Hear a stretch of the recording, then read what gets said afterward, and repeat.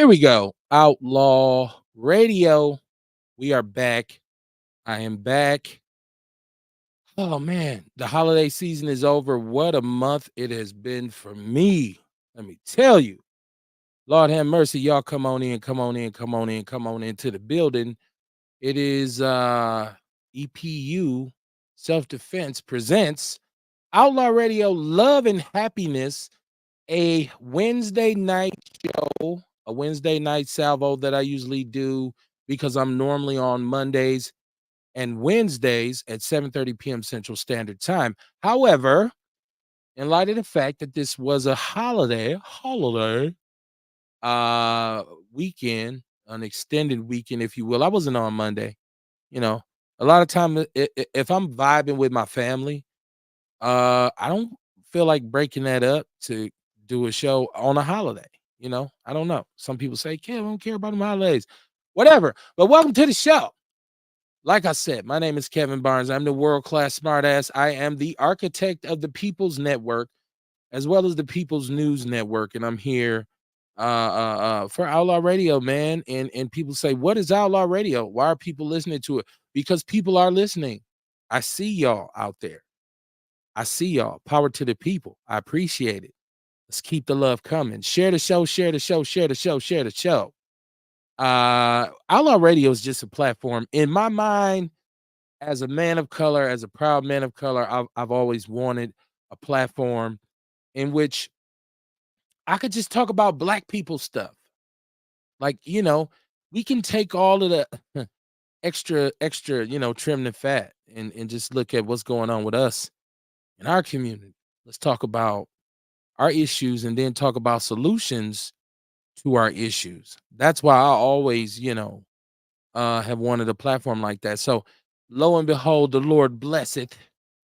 So we got Outlaw Radio, man, and this is what we do. And it's just about anything that is important, pertinent, or relevant to people of color, foundational black Americans, if you will. That's all Outlaw Radio is about. I'm not reinventing the wheel here. As a matter of fact, there's millions of podcasters everywhere. When in Milwaukee, when I started, there was Homer blowing myself. But since then, that's 10 years ago. Since then, this thing has just turned into just a whole crazy deal. So everybody has a platform. So shout out to all of y'all because to the people who think you just jump on and it's cool and it's easy, it is not. It takes a lot of work. As a matter of fact, I always say it's a labor of love, but it's damn sure labor. Dion, I see you in the chat room. By the way, we do have a phone number attached to the show. And that number is 262-202-5131. 262-202-5131. Excuse me. We also have a chat room. So I see Dion in the chat room early. As usual. So Kev was cracking. Man, it ain't nothing to it but to do it, my brother. Nothing to it but to do it. He walked the great out in Arizona. He said, "What up, kid?" How you doing, my brother? How you doing? How you doing? How you doing? It's Outlaw Radio, man. Y'all know how we do it. Tell a friend and tell a friend. Hit like, hit follow. Go over to our sorry ass YouTube page and subscribe to that. I'm gonna put the link up after the show. I'll put it up. Just go on that, man. Mr. Carter, you have arrived. How you Hey, doing tonight, man? What's good with you? hey, man, I'm all right. I'm all right. You know what I'm talking about? I made it. I made it. I made it. Long day. But again, I made it. I made it. I made it. So we had this holiday weekend, man, and you had a big weekend because you were down at Hill Hood, right? Yep, yep. How Oh, they go? How they go down there? man, it was beautiful down there. Well, I started. It was, well, you know, we was all House Vitality was all over the place Saturday. Okay. I started the day out down at the Fondy Market, where you know what I mean. I'll be down there on Saturdays, Uh-huh. Saturday mornings. Yeah. While I started down there on Fond du Lac, my daughter opened up the store, and Ticey started down there at Hill the Hood. So I was Okay. able to leave the Fondy Market, go to the store, hang out by the store, hold it down with my daughter for a few hours. We closed the store down a little bit early so we can make it down the hill to Hood. And we made it down there. And you know what I mean? It was live down there, man. It was live. That might have been about the biggest hill to Hood I done saw. Okay. Okay. I normally he comes on and rocks with us and promotes it. He didn't hit me this year. So I don't Mm, know. I don't know. I don't know. I don't know. Holla at your boy, man. Dion said, "Bull, I yeah. came up to Heal the Hood, bro. You wasn't there yet." Okay. Okay. Yeah, I know I heard you was there. Yeah, man. It's Outlaw Radio, love and happiness. See, there's a method to my madness. I did pleasure and pain last week. You see how I'm putting them together. Now, this one is love and happiness. And if you want to know what pleasure and pain was kind of like the theme, because on Wednesdays, we always like to have a theme, right? And so last week we did pleasure and pain and talked about the fact that life is tough, life is rough. There's a lot of situations and circumstances, but life is also beautiful, right? Like life is also rewarding. Life can be enlightening, motivating, introspective, retrospective, all perspectives. So we Pause. talked about that. So I said, just to slide into it this week, how can we love and happiness? Like once you understand that there is pleasure and there is a pain, then you start to talk about happiness and you start to talk about love. And is there a correlation between the two? Some people would say the only way to find true happiness is to find true love. Some people saying the only way to find true love is to find true happiness. It's like the chicken and the egg if you really think about it. Which comes first? Or does it all just come in one whop? Like, is that how it happened for somebody out there? Hit us up 262-202-5131. Love and happiness. I'm just saying, like, what's the correlation between these two words, Kamar? I believe happiness has to come first. Okay. You know what I mean? You won't be able to enjoy love completely unless you're happy first. You know what I'm saying? You know how people say, I need you to be my peace. Nobody can be your peace. Nobody can make you happy. You have to make that choice. You know what Yeah, I'm saying? That's something you have to do. So you have to be happy first. It's just like when you're getting rich. You talk about somebody getting rich, they think that the money gonna make them happy. You know what I mean? But the money don't make you happy because when you get the money, you're gonna be worried about losing it. You know what I absolutely. mean? You ain't happy. You have to be happy first. Okay, so okay, I hear you. And so I think a lot of people get confused on what real happiness is and what real love is, right? Right, Because some of us we get happy off things that don't necessarily represent real love. right. Okay. You know And what I I think mean? I think we misconceive we get that mixed up with moments of joy. You know what I mean? Because see, you Okay. can be happy and you can still have moments of joy during your time of happiness. It's just things that lighten you up even more. Well, I flash back to this Karis One song, Love's Gonna Get You. And he talked about people loving the wrong things and those things they thought made them happy. Hmm. But see, that's just a cesspool of confusion. I would ask, like we always, I would ask, like I ask myself every day, are you happy? Do you love yourself? Do you love where you're at? Do you love what you're doing? Do you love your life? Like it's a mental checklist that you have to run down sometimes. They call it taking inventory. Love and happiness. I'm just saying. I just important concepts that we at our age, we have to start to understand and embrace higher level thinking Hmm. concepts. You know, You we feel can me? love to be happy. Oh, you could right. I love being happy. You know what I'm saying? So that's why I say it is two different things. You have to be happy first. I think love can love is an offspring of happiness, maybe. Maybe words make love with each other and have babies. You know, like, and then you talk about making love. Like when you say make love, we think making love is having sex, but that's the farthest thing from making love. You know what I mean? It is. You making babies when you having sex. When you make love is during the time when you earn a person's trust. You know what I'm See, saying? When you find out you can depend on somebody, you build in love now. You know what I'm saying? Because I love you, I can respect you, and I can depend on you. You know what I I mean? think I But I gotta think be I happy think, first on Kamar, the inside because like you can have somebody. I think that you don't usually make a baby until you make love. Sometimes you hit it and quit it, but I'm saying Well, you can't. Well, what that's I'm one of the saying, most well, guaranteed ways to make a baby. well then, well, what do you call making love? Are we talking about on a Do you think physical? that's the I'm talking act of about sex? I'm talking about the I'm physical I'm part of talking it. about the real word love when you say making love. You build love. You don't make love. You can't have sex and now you I love think somebody. it's You more know what I'm symbolic. saying? It It don't work symbolizes like you that. you but it symbolizes you giving up, you being intimate with a person. Making love is Man, totally different from people having do that sex. on a first night. That ain't love. No, no, no, you ain't listening You to could what do I'm that. saying You because can you can have you asked intimate me what sex with somebody and you I thought it just met was. them. That don't mean you made love with them.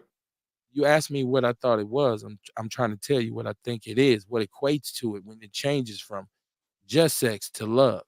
When it's two people with it's a certain kind of intent.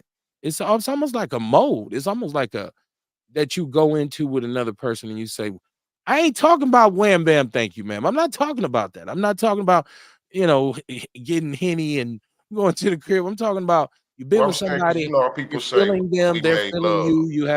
You've had conversations. Maybe the connection point is you said while you're establishing that, that's when you're making love. Right. It just all comes to a head when the You build physical love. part happens. Yeah, you build love. You can't make love when you while you because you having sex with somebody. I think that's Actually, a term that we use for sex, actually, making love. And you're Actually, not the correct term for it is you what do they call it? You commensurate your love? What is it? It's not the physical part is when we make it official because we join bodies. What is it? What is it? Kamar, I it don't ain't know. I just think just sex change is the it. farthest thing from you know what I mean, creating that love. Cause like people do it all the time. They have sex all the time and they call it making love and they don't even fuck with each other.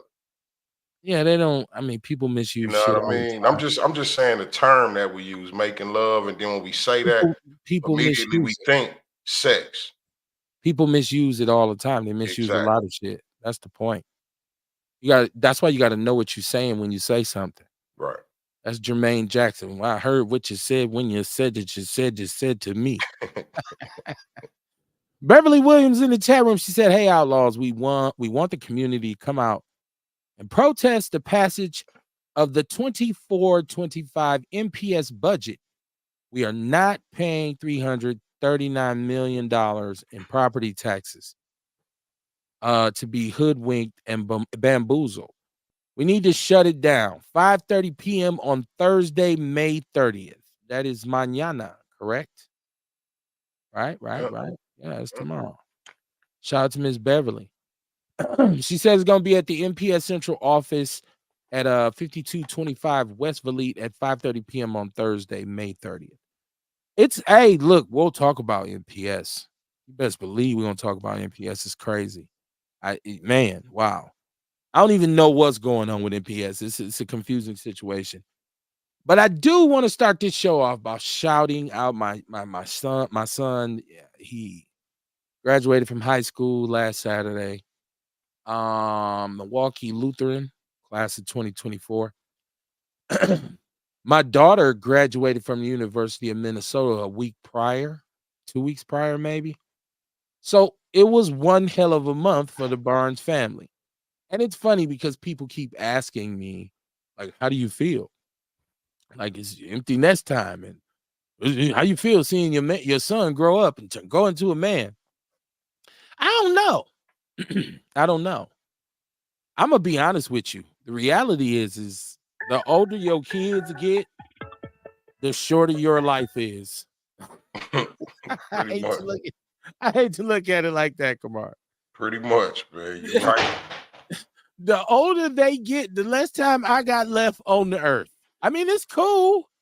Like, yeah, oh, you're 20. Oh, you're 21.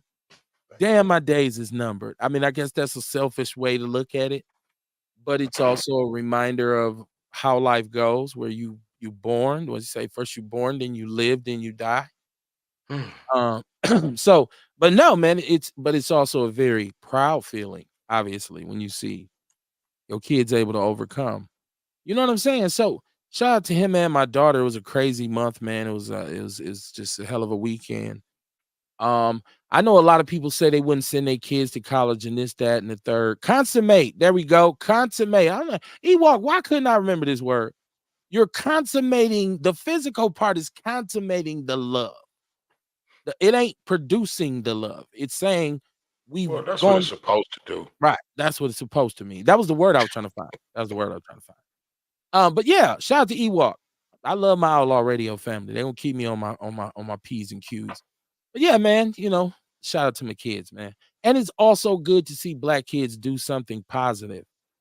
You know, I fed man, I fed a lot of my son's friends after the graduation. I barbecued. Whew, them kids, them kids ate up some food. Kamar, I cooked enough pork over here to kill a Muslim. I don't know. That's not even a good joke. I know, but Oh shit! Oh whatever. Lord. No, I actually cooked a lot of pork, and we did beef, chicken, some stuff I didn't even get none of myself. You know, but I also realized at the time what I was doing was by them being over here in an environment that it was safe, they stayed out of trouble. So that's just a number of kids who didn't go and do something wild. Miss Beverly hit me back. I'm sorry. I didn't know that was you. Sorry. I seen that number. I said, I can't have a bill collector calling me while I'm on the show.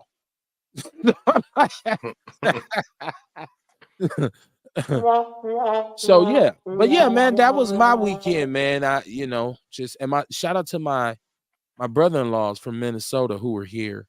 Oh my goodness, we had a good time. We had a good time, man. It was smooth, man. But yeah, man. I know I didn't know. I don't Miss Williams, give me a call right now. Give me a call right now. Who is this? This is what come on, help me pronounce this one. Sun Being shoot to Amun Ra. That's old boy. yeah, yeah, I'm already knowing. How you doing, Miss Beverly? Hey, Kevin. Hey, Kmart. How are you all doing? We're Peace. How good. you I'm doing? sorry for not answering your call. I thought it was Americollect. I'm sorry. I got bills. Okay. And I want to say congratulations on your children graduating at the same time. That's excellent. Yeah, yeah. We had good timing, right? Me and my wife. I saw the pictures. That was great. Yeah. I'm not going to hold you all long. Um, we went to our group community together, Voice of the Milwaukee's Children, the Crusaders, Black Caucus. I think even a few people from Micah were at the board meeting yesterday with this group called Leaders Igniting Transformation Lit. Okay. And there was a few other citizens, I guess. Wasn't that many.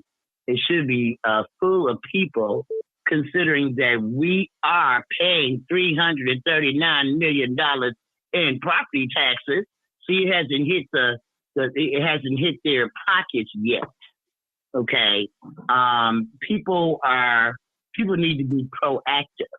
But when we went to that meeting last night, it was really a shame because they had students from different schools, and they were talking about how they weren't getting mental health services. They were talking about how one student was talking about how they couldn't even go to college because they didn't have some kind of counselor to help them prepare for college with financial aid and all the things that they need. One girl was talking about how there was a student in school and it was suicidal and they didn't have anyone to talk to in the school. They don't have any books. They were talking about the curriculum. They were talking about teachers are trying to teach all these different classes and how they're not getting anything out of it. Now, these are things that, according to the budgets that we have reviewed, they have stated that they have paid for, that they have funded. Okay, but they had about 25 children there from various schools in the city.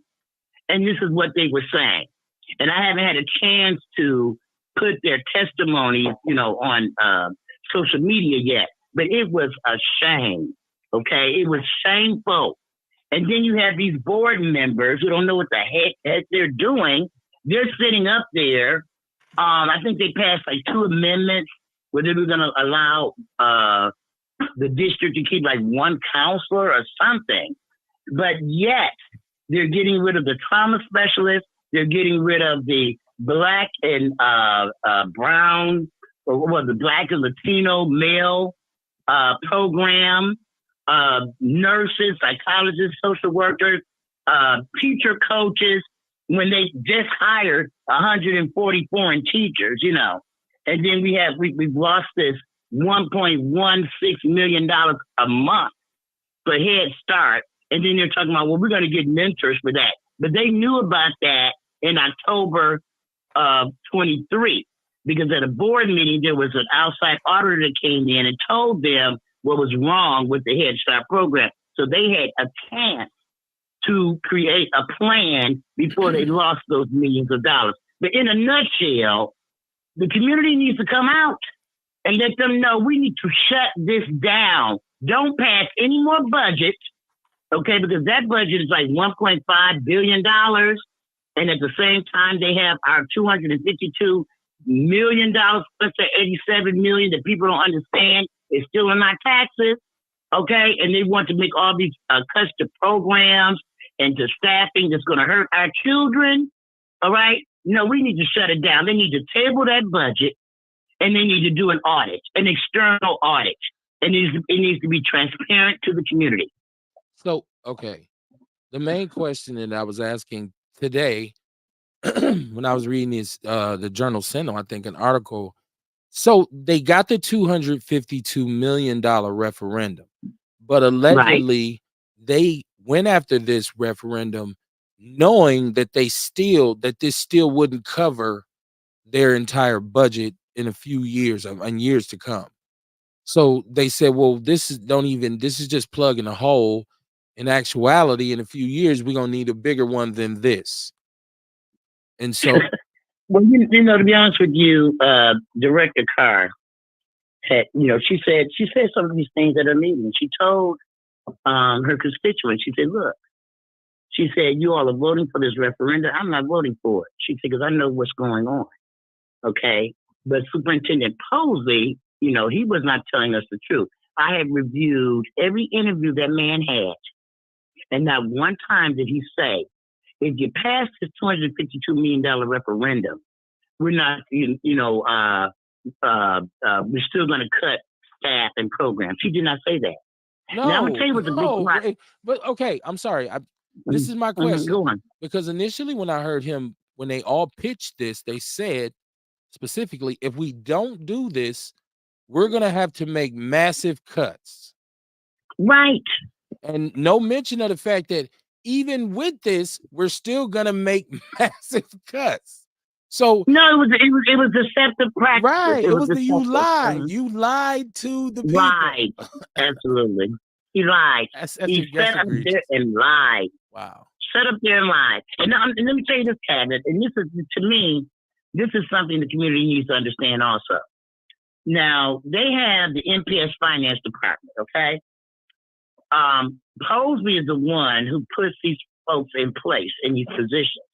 So he has what you might want to, it's a woman, but like a yes man, okay? The woman who is in charge of that $1 billion budget is only a math teacher. She has no business degree. She has no accounting degree. She has no CPA licenses. This is the person who is determining that we had to pay those two referendums. And the second in command at MPS Finance Department, he is a lawyer. He doesn't have an accounting degree, a business degree, or CPA.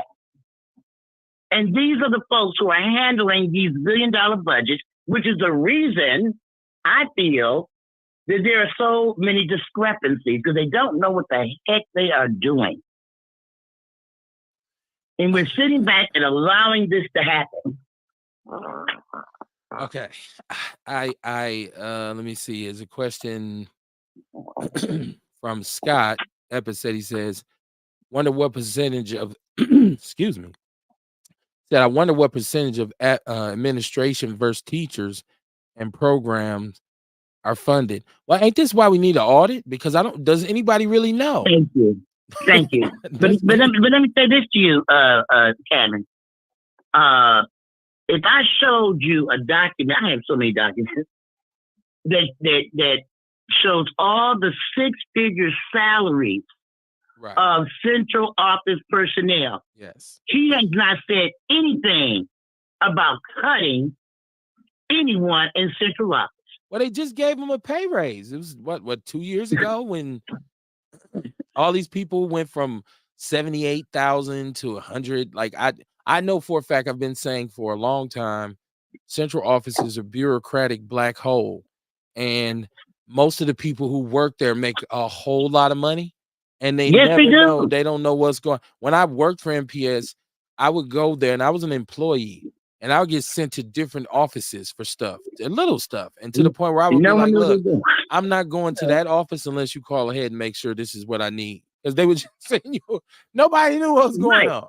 So yeah, Nope. yeah. So, Nope. And see, you have all these, and see, he lied too. He says, oh, well, some of those teacher cuts are going to be teacher coaches, but those teacher coaches work in the schools, okay, coaching all of these foreign teachers that you all brought over here because he failed with the Black and Hispanic parents, and he defrauded them out of millions, but I mean out of thousands, I should say. That's another story. Program? Okay. What happened to that one? So he went right with the MPSU program. So he went, over to all these foreign countries, getting all these teachers, and now he's going to leave them out here without these teacher coaches. See, we got to get control of this. Milwaukee Public Schools belongs to the Milwaukee community. Okay, according to Wisconsin law. And the governing body, the Milwaukee Public Schools is like the Vatican. The governing body is the board. Okay. Is the board. Okay, and we are the ones who put the board in place. And it's very difficult to get them out once again. Mm-hmm. But we need some folks protesting tomorrow, because if they could have heard those children who testified yesterday about their needs not being met, academically, mentally, socially, okay, that auditorium should be full of people, and they need to say, "Stop the budget. We want an audit. Stop the budget. We want an audit." That's. Mm-hmm. I'm looking at Scott's comments, and I've heard people say we need to break MPS up, or do we just? I mean, we maybe do, but maybe we need to form districts, like big districts, like the Northern District, the Southern District, Western District, Eastern District, and have each one of them operate independently, and then it will require buy-in from the surrounding community. Like they have. That's not going to work. That's not. We're gonna go. We're already back at Brown versus Board right now, because Milwaukee Public Schools, they what do I say? They did not. They underfunded. They underfunded the Black schools on the north side, and at the same time, while they were doing that, they were giving like $6 million to Bruce Guadalupe school to build extensions, and giving $7 million to Fairview on the south side. So, breaking the school district up is not going to create equity. It's going to create more inequities. Okay, separate has never been equal, and that's a problem in Milwaukee now. No, because if you talk about all those schools you talk about, ironically, are in areas where their community is more invested in the schools than we are on the north side. Maybe because the people on the north side have not invested like they should have for the schools that are here, or we haven't bought into the system on the north side. You just mentioned on the south side where Latinos have real solidarity. They make it happen for themselves. I watched the Hmong school up here, the Peace Academy. It's popping, and they buy into it. The community how much is 53206 invested in North Division? How much? I mean, how much are they? I mean, in terms of money, in terms of funding, in terms of management, in terms of oversight, they have an alumni group that's one of the stronger ones in the city. But what are they actually doing if you got a building that holds 1,300 kids and you only got 200 kids in there? That's on the I community. blame the school district. Let me say this, Kevin. Okay. The school board told Superintendent Posley, you needed a year ago, more than a year ago now. Okay, according to this news article I read, they told him to consolidate some of those schools on the north side. Okay. Okay. And let them know which ones he wanted to consolidate. You know, like for example, consolidating Keith Avenue, maybe La Follette or something, whatever. He refused to do it. Why? I do not know. Because he doesn't. Well, I do know because he doesn't give a damn. Okay. So, all right. He doesn't give a damn. So I think if they were to consolidate some of the schools on the north side and place good teachers in there and all of that, okay, because they have a very high vacancy, teacher vacancy problem. All right. They have a student vacancy if they were problem to invest 40% of them is truant. But that is true. I mean, there is a high according to Wisconsin, the description of being truant, they call it. They say it's 50% truant because they say they say something about if a child misses more than 2 days a month, they put them in the still considered truant. They put them in this 50%, this 50% truancy rate. So yes, they do have the 50% truancy rate, but that's for the whole district. And let me say this too, Kevin. MPS is only like 50. Believe it or not, it's only 50% Black. Okay. Okay, it's only 50% Black. So when they talk, they're having truancy problems all over the nation. Well, the MPS is unusually high, and I'm only pointing that out because we're talking about the north side. We're talking about schools that primarily cater to Black kids. And so I'm saying, where is the movement within 53206 to say, hey, we have a large public school here, a beautiful school. Let's send our kids here and then go into the school and make sure we hold those who write the curriculum accountable. We're willing to get our kids here if you put the tools in the school for them to succeed. Now, I ask you this. And I understand what you're saying, Kevin. When he announced that he was getting rid of those crisis workers in 53206, who made in our community, who made noise about it besides you? We did. Well, besides you, I'm saying, listen, the rest of the people in the community say, oh well. Now you do that at Guadalupe and them school on the south side. They're gonna be out there like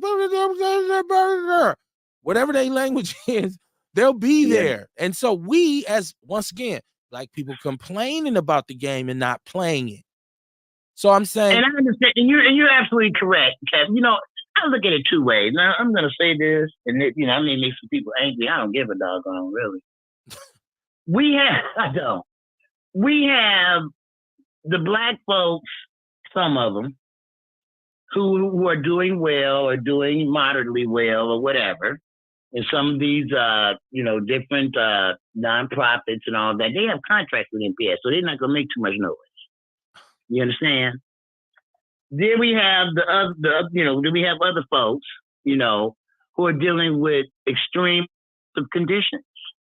And it's unfortunate. It's cyclic. It's just extreme oppressive conditions. I have Milwaukee. Come on. Just look at our sales taxes now. And, Milwaukee's 58% people of color. The sales taxes are ridiculous. When you go to the store, they talk about, it's just going to be on candy and soda and it's just going to be on cars and all this. Man, they full of it.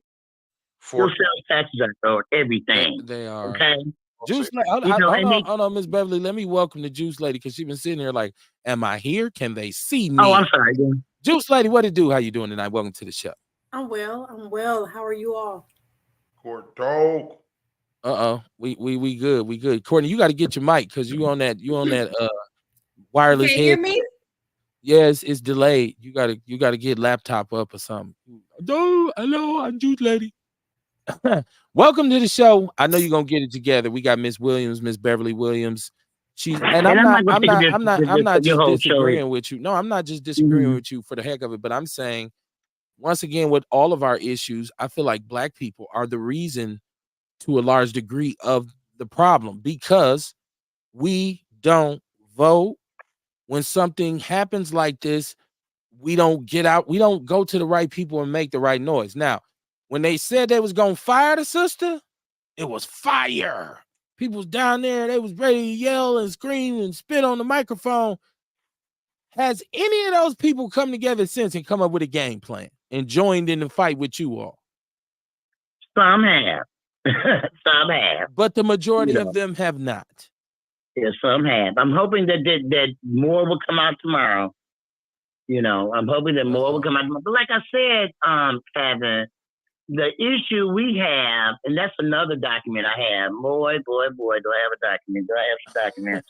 There are so many nonprofits and folks out here getting money from MPS, so they don't want to make too much noise. I get that. They don't want to make too much noise. They want to be like, they want to sit on the sidelines and watch. They may not even agree with what's going on, but they won't get out there. They're going to sit on the sidelines and they're going to watch. They're like, I'm not going to lose my money. It just seemed like parents of kids who don't go to MPS, the parents of kids who don't go to MPS, it seems like they care more than the parents who kids do go to MPS. Now that is true. And and I think the problem is education. And that's why our group is working on our parent union. But it's more about education and knowing that Milwaukee Public Schools belongs to the Milwaukee community.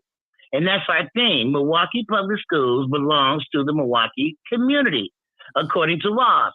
You don't know the complaints that we have filed. I mean, we filed a fraud complaint with the Milwaukee County DA on MPS. We've contacted the governor's office, the attorney general, the Superintendent Jill Underly. I mean, federal. It's almost to the point where they keep passing it because according to Wisconsin laws, the Wisconsin statutes, okay, the governing body of MPS is the school board. It's the school board. I just want to ask one more question. And that is, how much truth is it that it's actually the state's responsibility to fund MPS? This shouldn't even be something that the city is doing. Well, I mean, the state, they fund all the public schools in the state. They're supposed to give a certain amount. They're supposed to get a certain amount of money, of course, to all the public schools. And all the public schools complained and said they were short funds. But, Kevin, I'm going to say this. We have documents showing millions missing. We have documents showing just misappropriated funds, misallotted funds. We even have the what is he? The man who's over the director of accounting and efficiency or whatever in MPS stating that they wasted $100 and something million. They said it was going to be spent on art, air conditioning, music, and all these different things, and they basically wasted it. And then we also have information of where they've hidden money in construction and lied about not having money. I mean, it's just so much. That's why we need an audit. So forget this budget tomorrow, and I'm going to end, but because there's so much. Forget this budget tomorrow, this 24-25 budget where they're trying to, move these teachers out of their positions and also, eliminate some of these programs like the Black Latino Male program. That's a good program. They're going to try to do all of that. And we need to tell them, no, you need to table that budget, set it aside, and we want an external audit that is transparent and can be reviewed by citizens, period. Okay. We could push that, tomorrow and let them know. Our group has already sent them a letter letting them know that's what we want. We also sent them a letter with a 16 count complaint against Superintendent Posey and his administration that we want them to investigate, which also includes that $1.3 million they gave to Gerard Randall, the former Republican vice chair. I mean, it's just a lot. The $500,000 that's missing that was supposed to go to parents during the COVID pandemic for stipends for them driving their children to school. Most of them didn't even get it. They only gave out 8,000 of it, but now, the rest of it is missing. It's just so much. So we need an audit. We need an audit, and I'm hoping that the community will come out tomorrow. We really need the parents to come out. That's right. So those of you who are listening, if you can tell your cousins, your auntie, your uncle, your brother, your sisters to come out, that would be great. On Valit at the Yeah, Central. because we're Central gonna try to Services. shut it down. We're gonna try. Okay. And thank you, Kevin, for letting me speak. Okay. No problem. No And problem. you all take care. Yes, ma'am. Have a good evening. Have a good You evening. too. Bye. Peace. All right. It's Outlaw Radio. Love and happiness on a Wednesday night. Shout out to Miss Williams. She stay on the heels of those elected officials and supposedly public servants. And it's a mess. NPS is a mess. Let's see if we can get Juice Lady brought in properly now. It looked better, so I'm assuming it's gonna sound better. Don't be Juice starting. Lady, how you doing? I'm well. I'm doing Okay. well. How are y'all? We're okay. We're okay. We're It was doing, wrestling today because they've been out there in Wauwatosa, not the NPS. They've been in the Wauwatosa, and they've been having a couple of issues. So now we in the wrestling and have to take them. They learn how to throw the kids down, throw them down. Because I be telling them to punch them in the face. And then what about the principal? Don't worry about it. Punch them dead, and they, no, we're gonna start with wrestling. Throw them off you. Wait, who's wrestling? I'm so lost. The children, my children, the young boys. Oh, you put your boys in wrestling? Okay. There you go. I was like, what's she talking about? I thought they was beating kids and the That's security what it guards was sounded like beating for a kids up. minute. And it sounded like she was telling her kids, y'all just wrestle, don't beat them up, just wrestle them down. Yeah, first they punch them in the face, but now I done moved on and just wrestle them down. I still kind of feel like punch them in the face. You know what I'm saying? If they all up in your grill, punch them in the face. But we're learning wrestling so we can take it. And put them in something. I did neglect to say this though. I lost one of my cousins over the weekend. So I wanted to give condolences and prayers to my auntie and my uncle. My cousin Sean Guyton. If you're out there and you know who my cousin was, just a different kind of dude, man. But life is, man. When UGK say one day you're here, one day you're gone. And the sad part about my cousin Sean passing is a couple years ago we lost his brother Kim, and a couple years before that we lost his brother Gary. So it's 4 of them, and he's the 3rd one to pass, and this is a 10-year period. So it's just crazy, and I can imagine that my auntie is really, really shaken up, and God bless them, and death is a part of life. But I definitely want to say rest in peace, cuz. If you know cuz you knew him, man. Yeah, man. Yeah, rest in peace to cuz, man. Rest in peace. Courtney, I seen you got to get out to Hill the Hood too. You had a good time. It's like that. That's great. And Say that again. You breaking up. I don't know. Breaking up. Am I? Yeah, your audio. You got the flip phone tonight. Something is wrong with your audio. I know it ain't Can you just hear me. me now? Kamara's Kamara's taking a business We're on call. the phone. Okay. A little bit. Yeah, I can hear you. It's just breaking up. Sound okay now? Yeah, but when you start going, like when you go into like a whole comment, it was just like I'm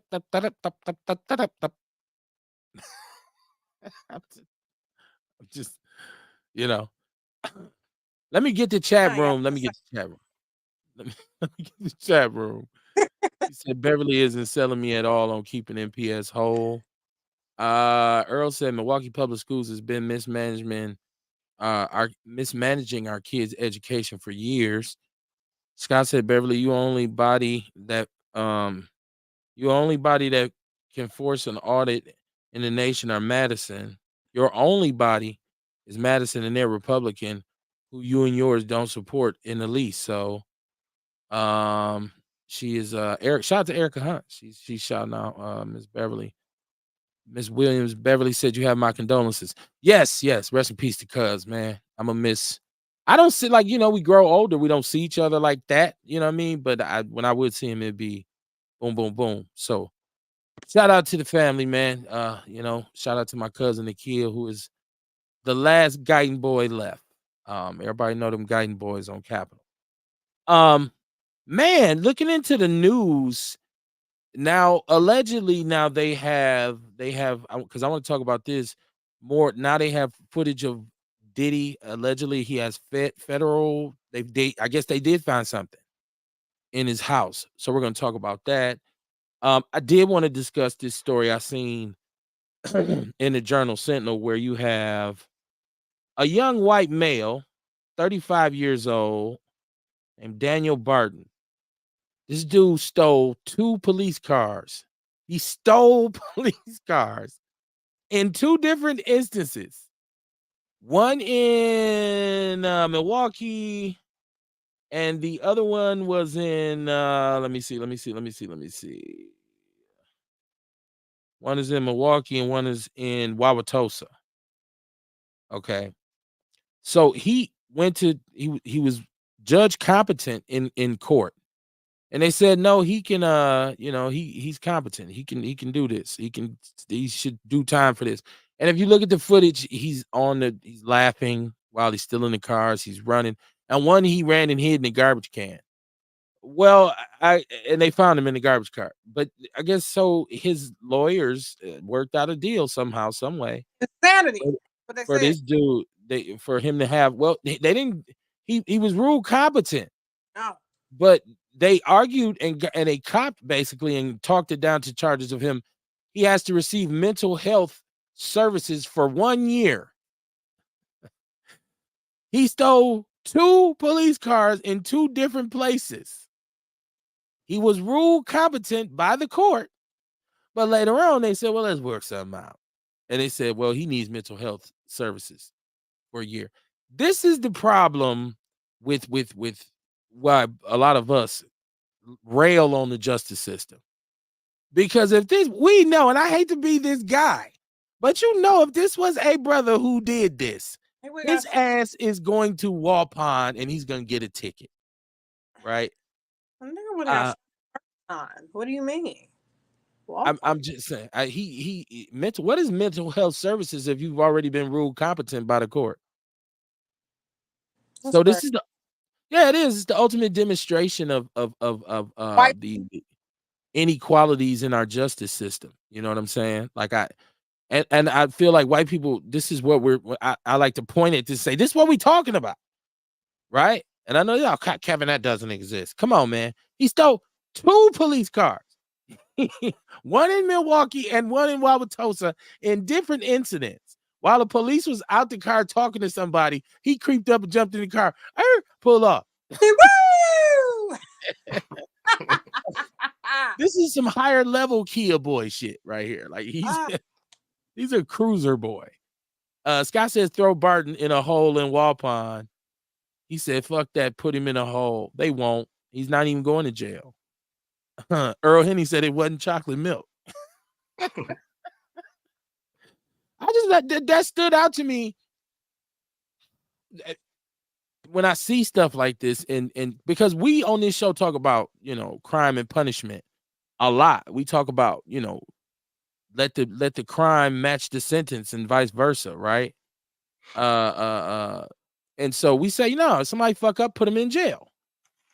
But this is a case where somebody fucked up and didn't go to jail, even through the legal processes, they stated he was competent to stand trial, and it's conviction day, and lo and behold, he still gets a mental health deal.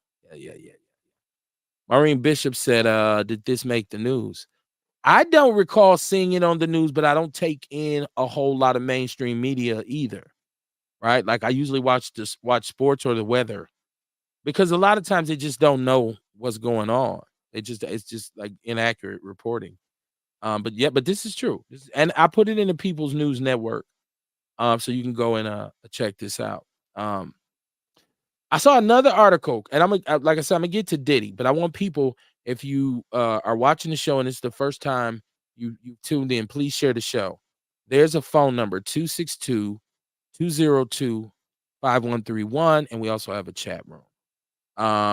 He said, Dion said, Kev, did you hear about the child at the daycare center had cocaine?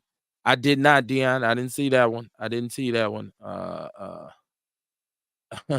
He said, by the way, that's the advantage of having parents. Hiring an attorney or support. I don't know if it's got to be your mom and daddy, or, just having somebody support you, period. But that's just some bullshit, Scott. I don't, parents or not. That's a no-brainer. His ass, he needs to go to jail. Kamar, this is a question I've been meaning to ask you and talk about with you for a couple weeks, because I've seen this and we're talking about, well, I was reading about, I should say, eating healthy, changing your eating habits. And at first, one of the biggest things from the research that I'd done, that people compared the prices and said, well, it costs a lot of money to eat healthy, because they compare like a 99-cent hamburger with a cup of fruit that might be $4 or $5. But now it's coming out that the price of fast food is so high right now. It's not even considered like a convenience anymore. It's not Right. even considered like, it's now it's just like, I might as well cook, Well, see, and and see, I might as well and explore see, healthier Kev, that's the options. thing, right? Like when you talk about it being expensive to eat healthy, it's expensive because we still be holding on to all the other shit still. Like we ain't just transitioning over to just eating healthy. Like a lot of the time, like ain't nobody going cold turkey when it comes to the meat. You know what I'm saying? So while you transitioning, you still buying meat, you still maybe buying fast food at the restaurants, and then you go to the grocery store, and now you also want to buy a bunch of fresh fruits and vegetables along with all that other stuff. And then people still be buying the juices out the stores, the other processed foods out the stores, the stuff in the box that you may consider healthy. You know what I mean? So when you adding all this stuff together, and then you trying to get the healthy stuff, yeah, it is a lot more healthy. Now you go to stores like um Whole Foods, right? Like damn near everything in there is $5 or better. It's expensive, like, you know what I mean? But if you just going in there to get all what you want, getting your whole meal or your whole week's worth of food, and you planning on eating healthy, you ain't buying all the extra bullshit, the shit that ain't good for you. You know what I mean? I think it's actually cheaper. From my own experience going into a store and looking at the price of organic fruit and vegetables versus regular, or I guess some people refer to as Monsanto. It's all Monsanto anyways, but organic costs a little bit more. Mm, Um, and when you talk about, like, I love juice, right? Especially apple juice. And so I'll look at organic or 100% not from concentrate. It costs more than regular apple juice. right. There's an increase, but my point is, now the alternative of eating bad is so expensive that it's almost more affordable to eat, to buy Yeah, healthy shit now. A yeah, fucking Big Mac costs $9. right. How You, much it you cost? huh? How much it used to cost? A whole combo meal used to be $3.99 for the sandwich, the fries, and the Well, you soda. get a whole pack of Beyond Burgers for $9, feed the whole family. You know what I'm saying? If you want to go that route with burgers. Very Or But you if right, Kev. You know what I mean? The way stuff is going, it is starting to be. Now that you say that, it is be a little more expensive to eat the bullshit. Yep. oh, it's hella nigga. I'm sorry. You I look at, lost it for a hey, second. you look at the price of chicken in the grocery store. It done went up sky high. Chicken wings is a motherfucker in the store. Yeah, sky I It high. costs more than the breast now. foods, and I Man, listen, I'll $10. show you how to fry up some mushrooms that taste just like chicken. Depending on where you go. I went to Whole Foods and I got a nice pack for like $9, $10. You know. Nice. Even How as many just was in there? When I counted, it was about 15. So then I got 2 packs, so it was 30, and that was $20. So yeah, that was good. I was like, okay. if you Yeah, if that you ain't bad. are a person who says because knowing, and just paying attention to the Cat Williams joint when he talked about the McDonald's fries, right? And like so, just knowing if I'm gonna eat a burger and some fries, it's even more healthy for me to go and get leaner meat Mm-hmm. and real potatoes, right? I might as well do that instead of getting a fucking double Yeah, you whopper might now. you might as well go to Whole Foods and get a better grade of meat. That's what I'm talking about. Yeah. That's what I'm talking about. Like we used to go sit down and eat frequently, my family and I, and it's like, boom, you're expecting four of us, $65, $75 if we go hard with the appetizers. Shit, yet we go out now, that bill come, that motherfucker's 105.79. What the fuck? Man, shit. Damn. It'll be like Whoa. 2 of us. So, 280. Shit. Those little drinks, them drinks be like $15 alone. Right. And that's Motherfucker, for the you be drink. like, I thought you said I had the special. Yeah, but the drink was Right. $8. Like, damn. Like you $30 in right there, 2 drinks. Like, damn. Oh my god, it's crazy. We went to the Korean barbecue, the hot pot, the big thing everybody's going to. It was Mm-hmm. dope concept because I do love cooking, and so and some good cuts. Very expensive. It's just like shit. Walked out of there with $115. It was the three of us. So yeah, I mean, like I said, I pulled up. Go to what we gonna eat? Go to Wendy's. You get one, you get it this, you get it that, I get it this. 62.45. What at Wendy's?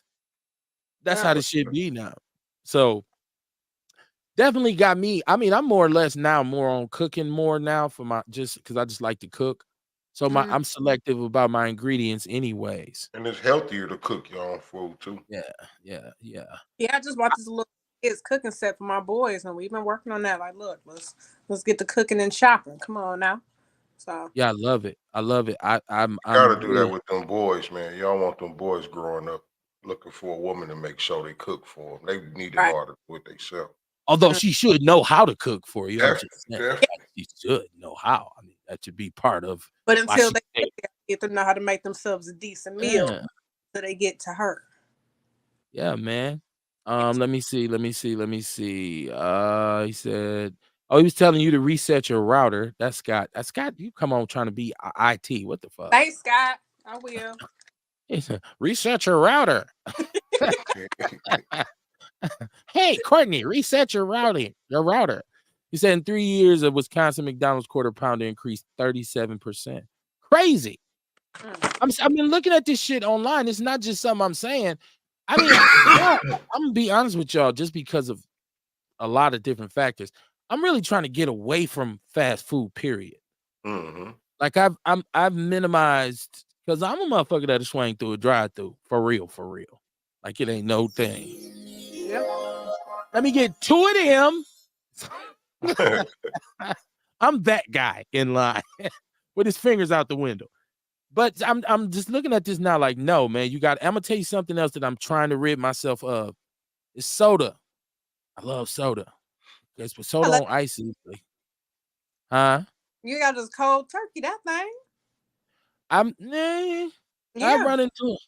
I No, don't know. because I was good, and then like I said, we had this huge barbecue. I don't know if you were here yet. I was talking about I did this huge barbecue for my son after his graduation, and all his friends came. I was doing good. I think I was about a 2-week stretch, and I popped. And I said, "Oh shit, I done drunk me a goddamn soda." So I That's drunk, hey, that's that addictiveness of sugar. Like jumped you You right be back in. good once you get away from it for a while, you be good. But it's once you start eating or drinking a little bit of it, man, and that addiction just start coming back. I need another one of them. That shit was good. because you could have let it Yeah, go at one. You could have been like, damn it, and then restarted. I was I was called out by my family. Like, Dad, why you got that? But you know what? To my wife's credit, she bought little bitty sodas. They wasn't like the normal joints. So Uh-huh. they was like, "You ain't supposed to have that." I was like, "Ah," and it ain't for me. It ain't about unbigging my back because I ain't. It's all good for me. I just don't want my shit all fucked up. Like because you start breaking down. Oh shit, my Yeah. bladder. from years of just cramming Pepsis. I'm just trying to get ahead of that curve right now because I'm headed towards old age. And so Yeah. I'm like, you know what? I need to stop inhaling double bacon butter burgers baskets from Culver's. Yeah. Although them motherfuckers be delicioso. Uh Uh, he said Earl said it is expensive not to eat healthy if you look at some of the medical bills. Yeah, that's another good point. That's a great point. You think that's expensive? Wait till you go to Freighter. Straight up. Ain't playing. Um, I'm not totally on the health kick. What I want to do is clean up what I do eat. yeah. So I'm not eating fatty meat. So I'm not eating, I'm making my own. I'm mixing up spices and seasoning. I'm not relying on salt and seasoning salt. Like the value of garlic and celery salt and all these kinds of things. I know it has salt in them, but I'm saying just different seasoning from just the iodized how we normally do. But I That's still will put it down because I made a meatloaf about a week ago. It was a very fat moment for me. There was gravy and mashed potatoes involved. I did use salt. I did use salt that day. what did you Uh, need salt? huh? What did you need salt for? Was salt already in the meatloaf and in the mashed potatoes? I made it from scratch, so you had to season the Oh, meat. second, I'm just wondering, like after you put it on your plate, did you sprinkle more salt on it, or No, you no, wanted? no, no, no, no, no, no, no. It was already ready. Hot out the no, hot out the oven. It was ready. Some people add some more salt when it's No, on the plate. Thought you was one of them. no, I cook. I don't play Ever with. use pink Himalayan salt? That's what we use, Kamar. Well, That's you what we good. use. That shouldn't do nothing to your blood pressure or nothing like that. It Okay. shouldn't. My wife has big, huge containers of it. And That's Yeah, so been that's what that, we that pink Himalayan salt is actually good for you. okay. it's been leading to me under seasoning. Cause you know what I'm saying? I feel like I use a good sprinkle of what I would have used regular salt, and then my stuff don't really be flavorful, and I be needing more. Yeah, it don't. No, my father had this kind of technique when he would cook, and this ain't got nothing to do with the topic, but I'm gonna say this shit anyways. It's kind of veered off the road. But he used to season meat and whatever he was cooking, and I would say, how do you know how much salt to put in it? Because I never see you use like measuring cups. He would say you have to feel it in your elbow. And so now when I cook, it's like I That's can some old country shit. Right. I'd have been told that before. I think I'd have been told something like that before. it works. I'm telling you, I do it all the time, like boom. I rarely ever miss the mark. I rarely ever miss the mark. Let me see. You go to the restaurant depot, buy a case, and split it with your family. Chicken wings. Yo, I keep hearing about the restaurant depot. That I sounds I go to have to check Restaurant that out. Depot damn near every day. Okay, you get your fruit and vegetables from there. Yeah. Let me Okay. know if you want to go see what they got, man. You may be able to get something cheaper for your family, but you got to get a lot. Yeah, my brother-in-law loves Restaurant Depot. He was telling me about going to get red snapper fish and like doing some Caribbean, some like a Mhm. recipe because he's into cooking like that too. So I'm Like if you definitely know gonna you go. if you barbecuing or something, that's the place to go. If you barbecuing a lot, I'm saying. Okay. We got a caller on the line. Caller was cracking. Hello, hello, hello. I guess You the may caller speak. ain't. They called. I can hear them and I can hear their background. I guess they You can't hear may me. speak. Right. He said you may speak. They wasn't ready. Let me see. What we got in the chat? Oh, John Fletcher, what it do, my brother? How you doing? How you doing? What How up, you doing? Flex? Look, caller, you live? Can you hear me? Yeah, I can hear you now, man. I was coughing, man. God damn. Well, I mean, That's why I called. I That's can't. Put why I that blunt called. down. hey, Put no, that blunt down, Dion. but shit, I was coughing like you though, goddamn it. That's what made me call. Man, I don't know what the fuck happened to me, man, but man, Monday, boy, they could have called the coroner to come get me, man. I don't know what the fuck. My mama said the dog got me sneezed on me or something, cause man, I was fucked up, man. And I don't usually get sick like that, but I'm almost back better. I'm about 65%, but I ain't my normal self though. I'm 50 and shit. Hold on, Okay. Yeah, I don't know what the hell was going on with me, and I ain't run across no bad yin-yang because the gal was out of town, though. You know what I'm saying? What about that truck stop? Man, I don't know. No, I don't fuck with the lie listeners, though. Yeah, when you get a chance, I can't yell. All right, let me calm down. My throat is hurt. When you get a chance, look into that. It's some daycare. I think it's at Oak Creek. I'm not quite sure. But a child, it's like a long story behind it. The parents that noticed the child that came home with injuries. I guess they took the child to go out there to freighter or whatever. You know how freighter do the first thing. They said, oh, woo, woo. They call it CPS on them, Child Protective Services. Then I don't know how it come to find out that the child was getting abused or something with the daycare, but the child ended up having cocaine in his system, man. I'm like, that's crazy, bro. You know what I'm saying? Like, there's so much malintent towards us out here, it don't even make no sense. And to keep on seeing that MPS thing going on, but they keep trying to get more money, that's like a slap in the face. That's like a slap in the face. Like, they steadily trying to take us to the ringer. But yeah, though, bull, I came down the hill to hood. I tried to catch you down there, but the wifey said you hadn't made it down there yet. Yeah. You was still at the Sherman Phoenix shit. So I didn't really come down there to stay too long, though. Me and my little dog came down there and shit. You know what I'm saying? I stayed. I just walked from one end to the other. The Muslims was giving out free food. That was good looking. The old boy that was at the Sherman Phoenix with the fresh roll wraps and shit, he had some Maria tacos and shit. So I bought a couple of them and I headed on out. Because I was trying to prepare to cook my little meal, you know what I'm saying, for the weekend. And, don't get me wrong, I'm like you now, I like pork.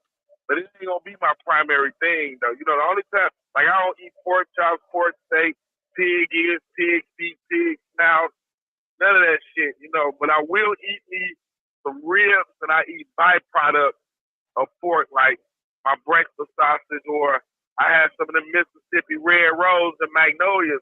Now, all of them, there's plenty of Mississippi red rose sausages, but all of them ain't magnolias, though, Kev. You know what I'm saying? So yeah. And I made me some turkey wings and stuff like that, some baked beans. So I had me a nice little weekend until the Monday I got sick, Friday, I went and hung out with the people from the radio station. I wanted to inbox you and tell you. Now, you already know, Kev, I'm talking about, I'm trying to hit the feet down. I'm all in the motherfucking ear. But then I'm like, man, motherfuckers say, hey, these clothes, not another motherfucker, but I'm going to inbox you about the little details. I sure want to fix, like, man, Kev, you might be right about that, though. But I fell back, though, you know what I'm saying? But I'm like, I'm in the ear, you know what I'm saying? I'm like, wait, now, hold on, Dion. What radio station are you talking about? The Truth. They did a little thing. They did a little thing Friday. Like, you don't listen to the Truth, but it was the Truth, and it was Sherwin Hughes, and he did a little, like a little meet and greet for all the listeners. So I always see Tori, but Sherwin was down there, Liz, Cavalier, DC. I was about to ask DC about what was going on about, with him siding with the white lady. But I was like, no, I don't want to kick no shit up. I was down there. I was representing Outlaws, you know what I'm saying? Telling, certain people like, yeah, you should try to listen to this radio station on the People News Network, you know what I'm saying? Liz already know. I said, I've been Outlaw since day one. So I seen y'all ain't no turning back, you know what I'm saying? But I had a little good time down there, you know what I'm saying? Then they had to heal the hood. I'm surprised you didn't come down there and have a little something going on. And is y'all still doing that this Saturday, man? Do you know what's going on? I seen Crystal down there, and I was like, is we still doing it? She said, yeah, far as she know. So is we all okay or what? Because you already know I'm coming with my heels clicking, man. Oh, don't come if you sick. Don't come if you sick. I don't need that shit. Yeah, man, I'm not gonna come if I know how niggas is when people sick, man. God damn. I ain't gonna come if I'm sick, man. Damn. I got better sense than that. But listen, I'm gonna come, but that don't mean I gotta sit next to you. I can tap at you through the window and fuck with you. You might have to.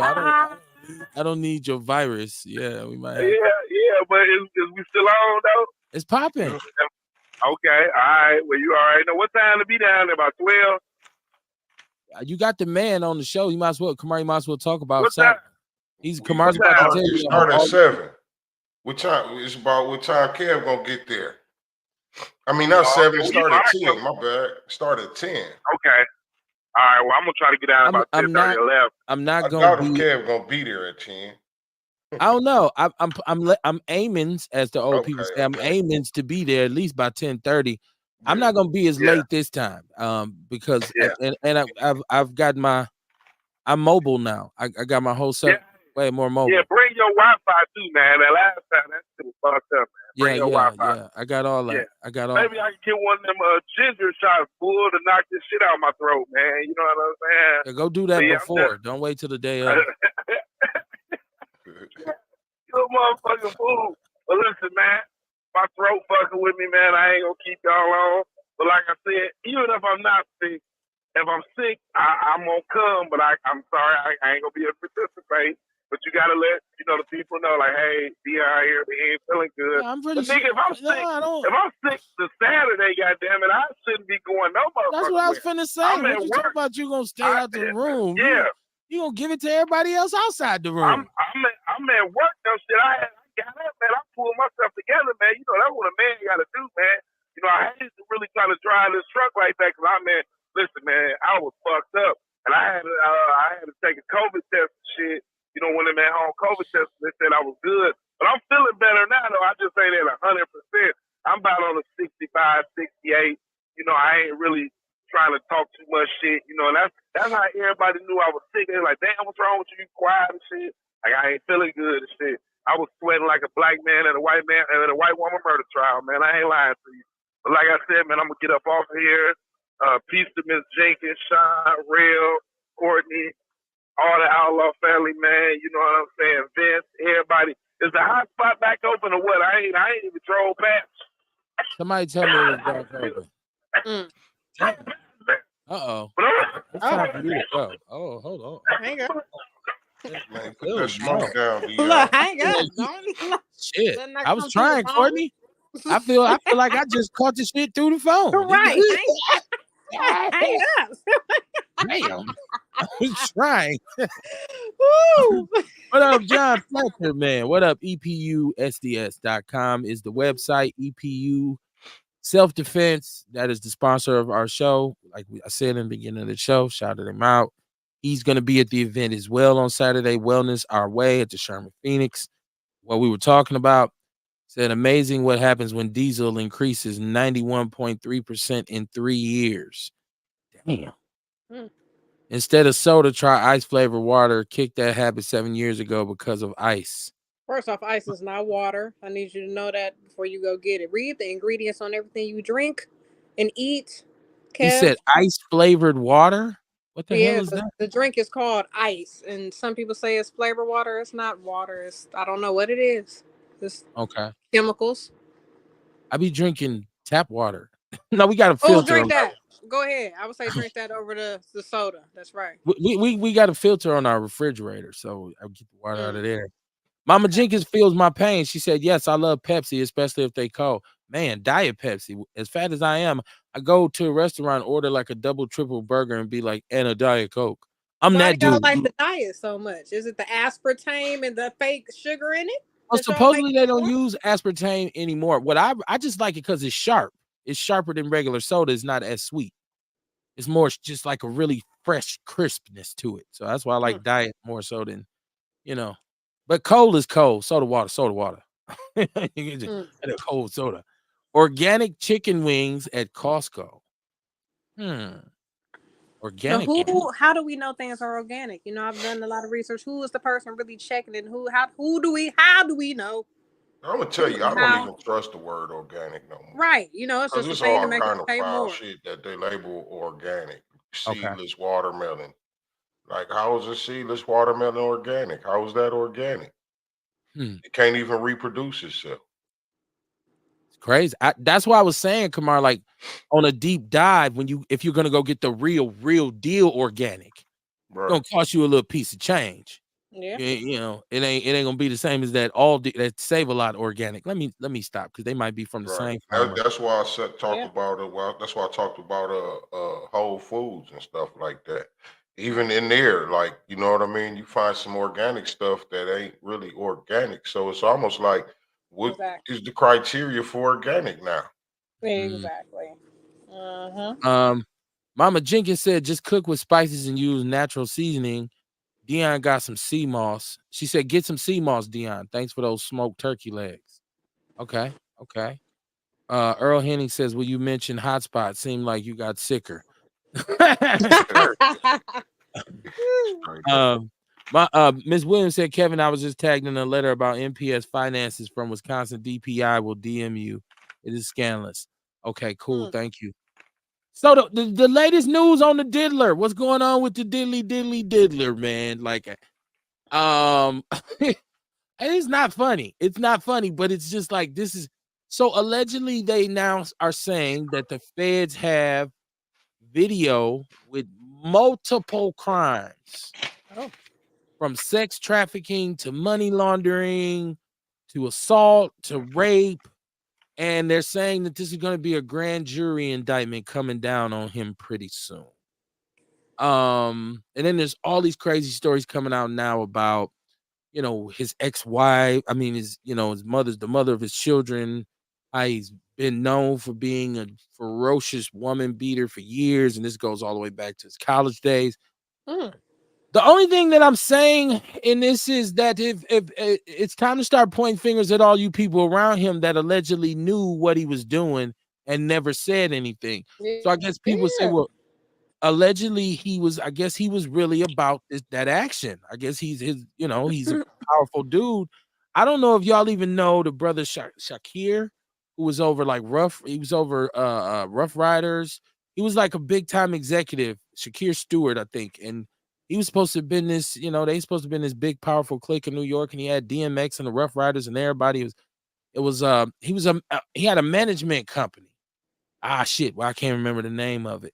But he was supposed to be this big time G, and they said Puffy busted his hotel and broke a chair over his head and left him laying on the floor bleeding in front of his mama. Yeah. So, I mean, this dude, I don't think that necessarily means Puffy was tough. I mean, shit, if you got enough money and you got motherfuckers behind you that's tough, motherfuckers ain't gonna fuck with you. That don't mean you the tough one. Right. I don't know that it's that he was tough, but he actually had become a monster in that he was physically aggressive towards people with whatever. If it is 6'5" dude standing behind him, but he proceeds to stomp you the fuck out, he's a monster still. Right. I didn't say he was tough. We gonna find out when they, wherever he goes. Because hey, look, and I still be looking. I'll be like, man, I just never thought Puffy was tough like that. But then I had that second thought, like, well, you really ain't gotta be tough. You pay the tough niggas. Yeah. Yeah, you know what I mean? Now you can be tough. Now you can act tough. A lot of it too is being affiliated with the right street people who have money. But that's what I'm talking about. You know what I mean? You got enough money, you pay the tough nigga. Yeah. It's just, now you tough. This has been one hell of a year, man. Okay. I talk about like Joe Budden, who is, they call him the Podfather because Joe Budden put a stamp on it. Yeah, Joe Budden is really powerful, multi-million-dollar deals with podcasting. He was riding on Puffy. He was riding on Puffy, no Diddy. and his ex-girlfriend, I don't know if y'all remember his girl Tahiri, the Latino sister, she come out like, you dragged me down some stairs and you've held me hostage. So his ass is under fire. Academics, DJ Academics is lawsuit for rape. Jay-Z has been really quiet, and people like 50 Cent are calling Jay-Z out, but you got to remember, Jay-Z was, he messed with Aaliyah. I don't know how old she was. I guess she was over 18. But there's rumors about him messing with Rihanna, and there's also rumors about him messing with Foxy Brown. It is a known fact that she was in high school when he first started to, I guess, groom her for the record business or whatever. So Right. yeah, he's really quiet as well. Yeah. He's really quiet as well. So this is a hell of 2024 has been a motherfucker, man. Like people just getting exposed and called out for just whatever. And it's like, man, all set off by Cat Williams. Right. He so called it out. 2024 is going down. There will be a lot of people called on the carpet this year. I think it's funny. It's funny, like I said, because Sean Combs was able for a long time to present this image of himself. And you say, well, that's Puffy. Shiny suits and dancing and take that. And you never think that this dude has really just become a goon. He's had money, so much money for so long, like Kamar said, to create a network in which he's protected. It's almost like buying into a syndicate where if you touch him, gonna be a problem. But everybody's on the carpet for past whatever situations with and these people knew. You had all these celebrities who were around him, they saw him. Now they're coming and say, I've seen him do it one time. But you said nothing. Hey, they better watch their mouth. This is very true. Before they catch a case. He's not broke yet. Crime because you knew about these crimes and you didn't say nothing. Yeah, I guess they're saying that the feds are reaching out to the people on these tapes. Knowledge is 9/10 of the law. And trying to get them to they're trying to get them to get on the stand and testify against him or try to give him a statement. And people are saying, nah, like there's a lot of people saying, no, I'm not gonna do that. I don't want to be involved in this. This is a mess. A lot of them people that took payouts, you know what I'm saying? A lot of them have taken payouts. And so this is a big web. This is a mess, man. It's a mess. Hey, if they done took a payout from Puffy and the feds summons them to court, like how do that work? I was just thinking that, like, what if they signed the NDA? You know what I mean? Like, you got some people who done paid. Like, I just read today where when Puffy gave back on everybody they masters. They said it was also a stipulation attached to it. You can only get it if you shut the fuck up, pretty much. I'm pretty sure. Who was that? I was the girl from Danity Kane, the white girl from Danity Kane. I was watching on Tubi. Puffy got a video, and I was watching that, and she was talking about that. Her letter. She said the letter with the masters came. I mean, with the masters came a letter. I'm pretty sure if you signed an NDA, you can't. Nothing you say is permissible. If you admit that you've taken a payout and there's record of it, nothing you say is permissible unless it's murder. I'm pretty sure that these people, because any good defense lawyer is going to chew you up when you get on the stand and you done took money. Like they'll destroy you. You won't. Cross-examination. You'll be for shit. Scott says Diddy's going to prison. Never keep the videos. Yeah, I don't understand why you would have these videos stockpiled either. I don't. And you rich enough to have a chipper, like a wood chipper, to run them through the wood chipper and just take all this shit. You own the ocean. You got a mansion. Just drive out in the boat and dump the shit in the ocean. What are you doing, man? When you watch blackmail. When you watch the movies and the TV shows, they saying that everybody was saying he get motherfuckers in compromised positions and use them for blackmail. But don't keep them in your basement. You should have a facility. Right, nigga, you should be overseas with them shits or something. Right.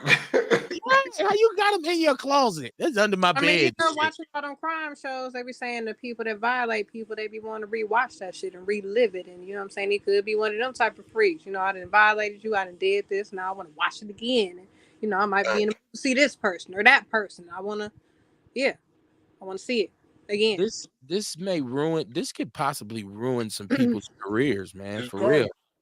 I think this is the shit Cat was talking about. A lot of people's careers is finna get ruined in 2024. Absolutely. Like, yo, it's some people who really finna get through under the bus, especially when they start looking at them tapes. Yeah. Yeah, it's you. Not the most vicious one. I think this is the next big thing. there's a bodyguard who's coming out now saying y'all guy Busta Rhymes is a bandit, A band? a booty bandit. No. Not in the sense of taking, but pursuing. I mean, I don't. I often wonder if somebody who's worked with me or for me and been around me, when they get on and say, you know what, I'm gonna tell like something like that, like, man, this dude is gay, and he's like, people know it, and so they just, and I'm like, I want to hear Busta Rhymes. I just, not that he owes me a response, but tell me, Busta, are you? Let us know. No, because not too long ago you had a problem with JP saying that he did it. So now you want Buster to get out here and say that he did. Now, depending on who it is, you want them to say it. But when JP was out here saying that he was a booty bandit and busting dudes down, you was like, see, he shouldn't be out here saying that. It's young kids listening. He shouldn't even be talking about that.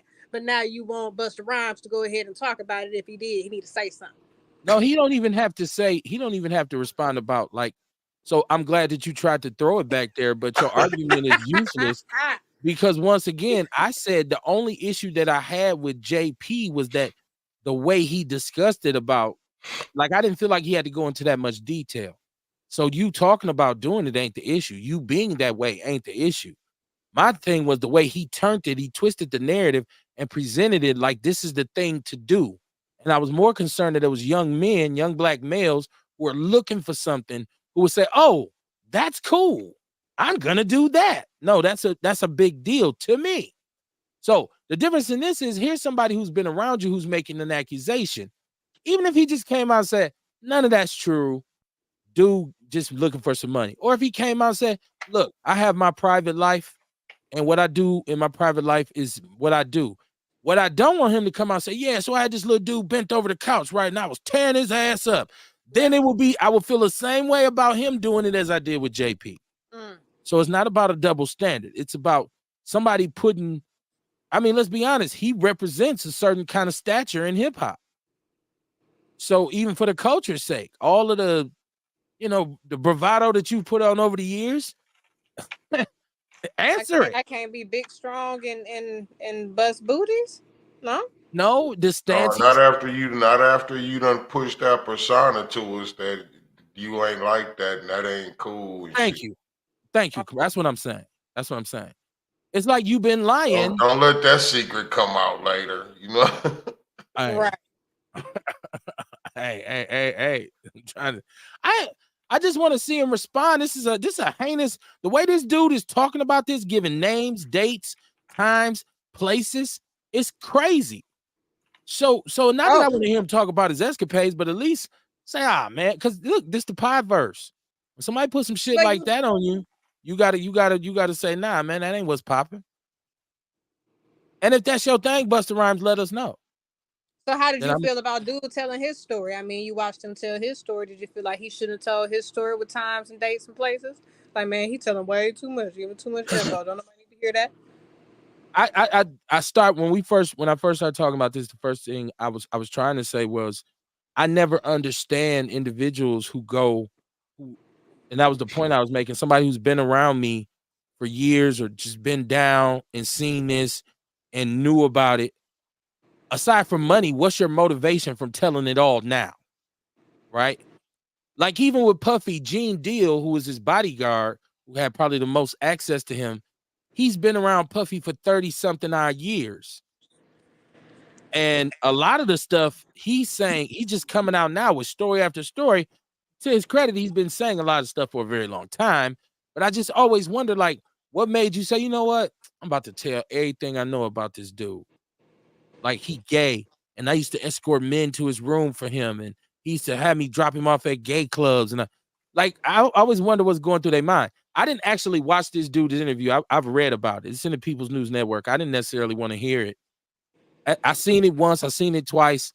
And then it started to pick up some validity. I think I seen it on TMZ. Once it gets to that level, it's like, okay, this got some spin to it. So, it wouldn't be the end of the world. I'm not even really a Busta Rhymes fan, to tell you the truth. I never bought a Busta Rhymes album. But once again, I think what me and Kamar were saying is these are the cats in hip hop, especially during the golden era, where they they postured themselves as heterosexual men. During the Like, same era that we grew up in, like that shit ain't cool. right, still living by that code, Mhm. right? And to find out now that after all this time, 30 years you've been fronting and wilding out. I listen. Once again, I'm not a fan. I'm not one of his fans, but let me see who's Kodak Black YT. He said Busta Rhymes ain't shit. I think that's Kodak Black White. Is that what it is? I said YT, didn't I? Yeah, you did. All right. I'm Ron Burgundy. Thank Yeah. you. Busta Rhymes ain't shit. Kodak Black White. So you're a black Kodak Black? A white Kodak Black? That's crazy. Maybe. He said y'all need more Ben Carlsons. Yeah, don't get me started on him. Dion said, have you never seen Busta Rhymes with no women? Mm. See, now when you say that, Dion, here we go. Now the rabbit hole opens up. Now we start to say, wait a minute, god damn it. I see him with his boy Spliff Star all the time, but he has children.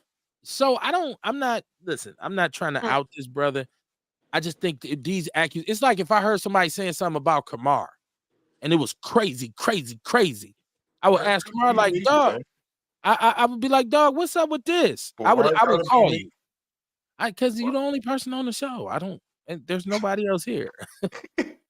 Say it was Courtney. I'd still be like, damn, Courtney, I would just, and she wouldn't have to tell me her business. She just, they lying on me, Kev. That's some bullshit. Then I'd be like, all right, cool.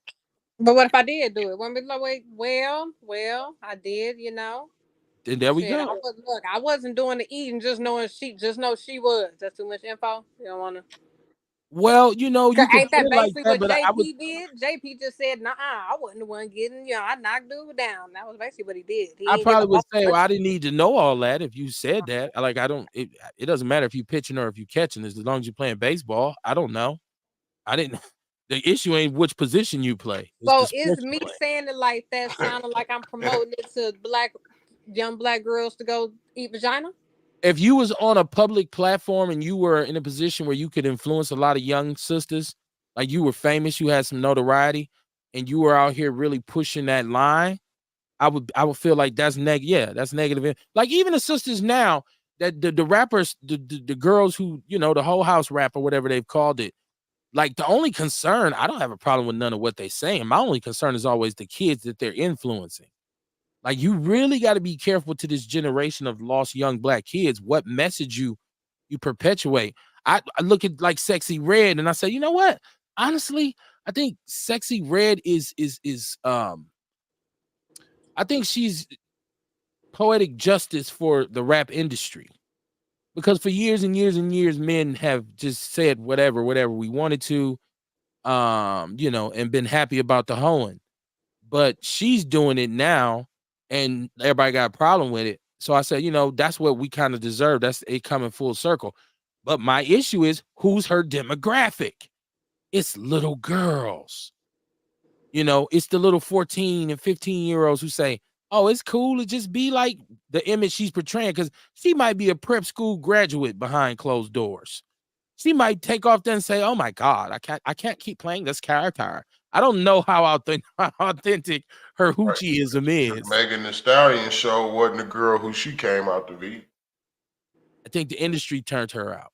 Yeah. I think the industry turned her out. And so it's, Courtney, it is the message. It ain't really what you doing, it's how you doing it and the message, because if you say, well, Kevin, I'm homosexual, fine. But if you say, man, I be banging dudes, bow, bow, bow, bow, then I'll be like, whoa, slow down.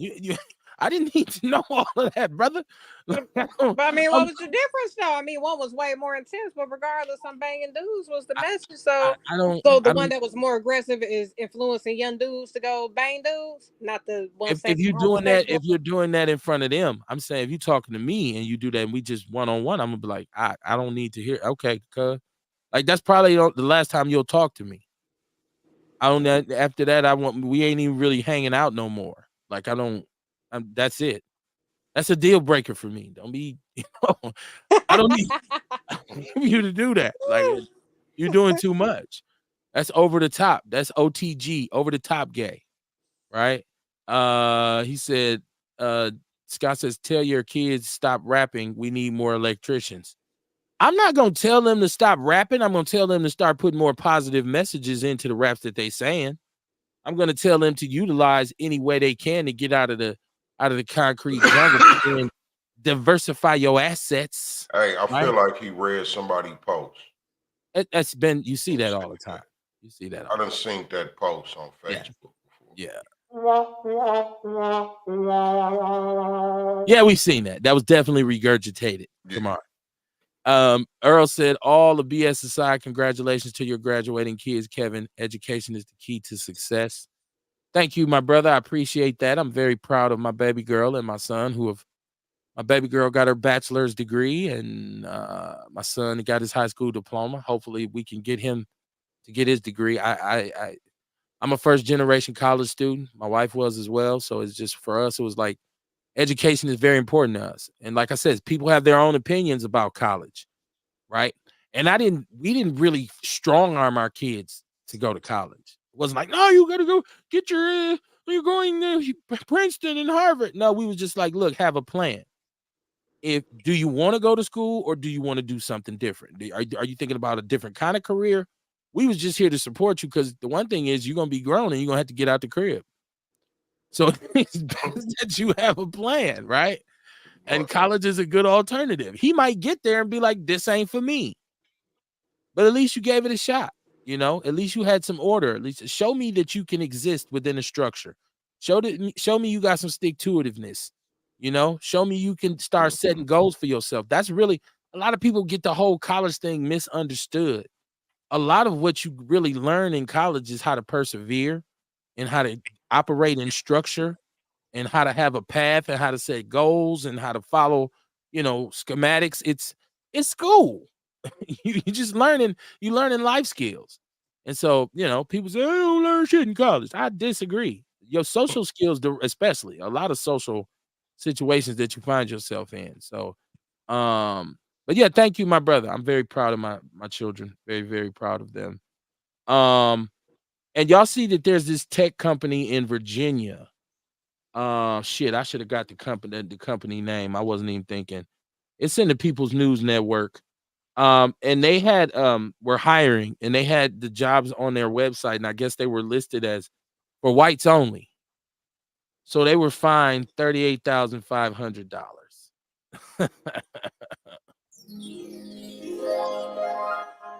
It should have got more than that. This is the dumbest shit in the world. Listen. But once again, we talk about, that's probably the sentiment of their HR department in the first place, right?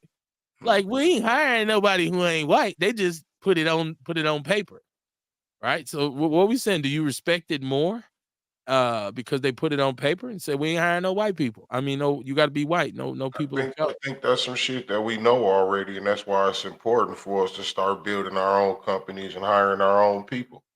That part. That's something we know already. We know they act like that. As soon as you get in there, they acting racist. So, we know this shit. Yeah, well, we know this by Man, looking let at me the know people so who. I don't waste my time. So what you say, Courtney? I said, let me know so I don't waste my time applying. Oh, as soon as I look at, this shit, it's white only. You know what I'm saying? I'm gonna move the fuck on immediately. I'm like, oh, I bet. Right. I ain't want to be here no way. Right. Y'all like that. I just recently had a job interview where it was all white people. I'm all about empowerment and I believe in myself. I got a strong sense of self-efficacy. But as soon as I seen all them white people on the screen, in my mind, I said, you ain't getting this goddamn job.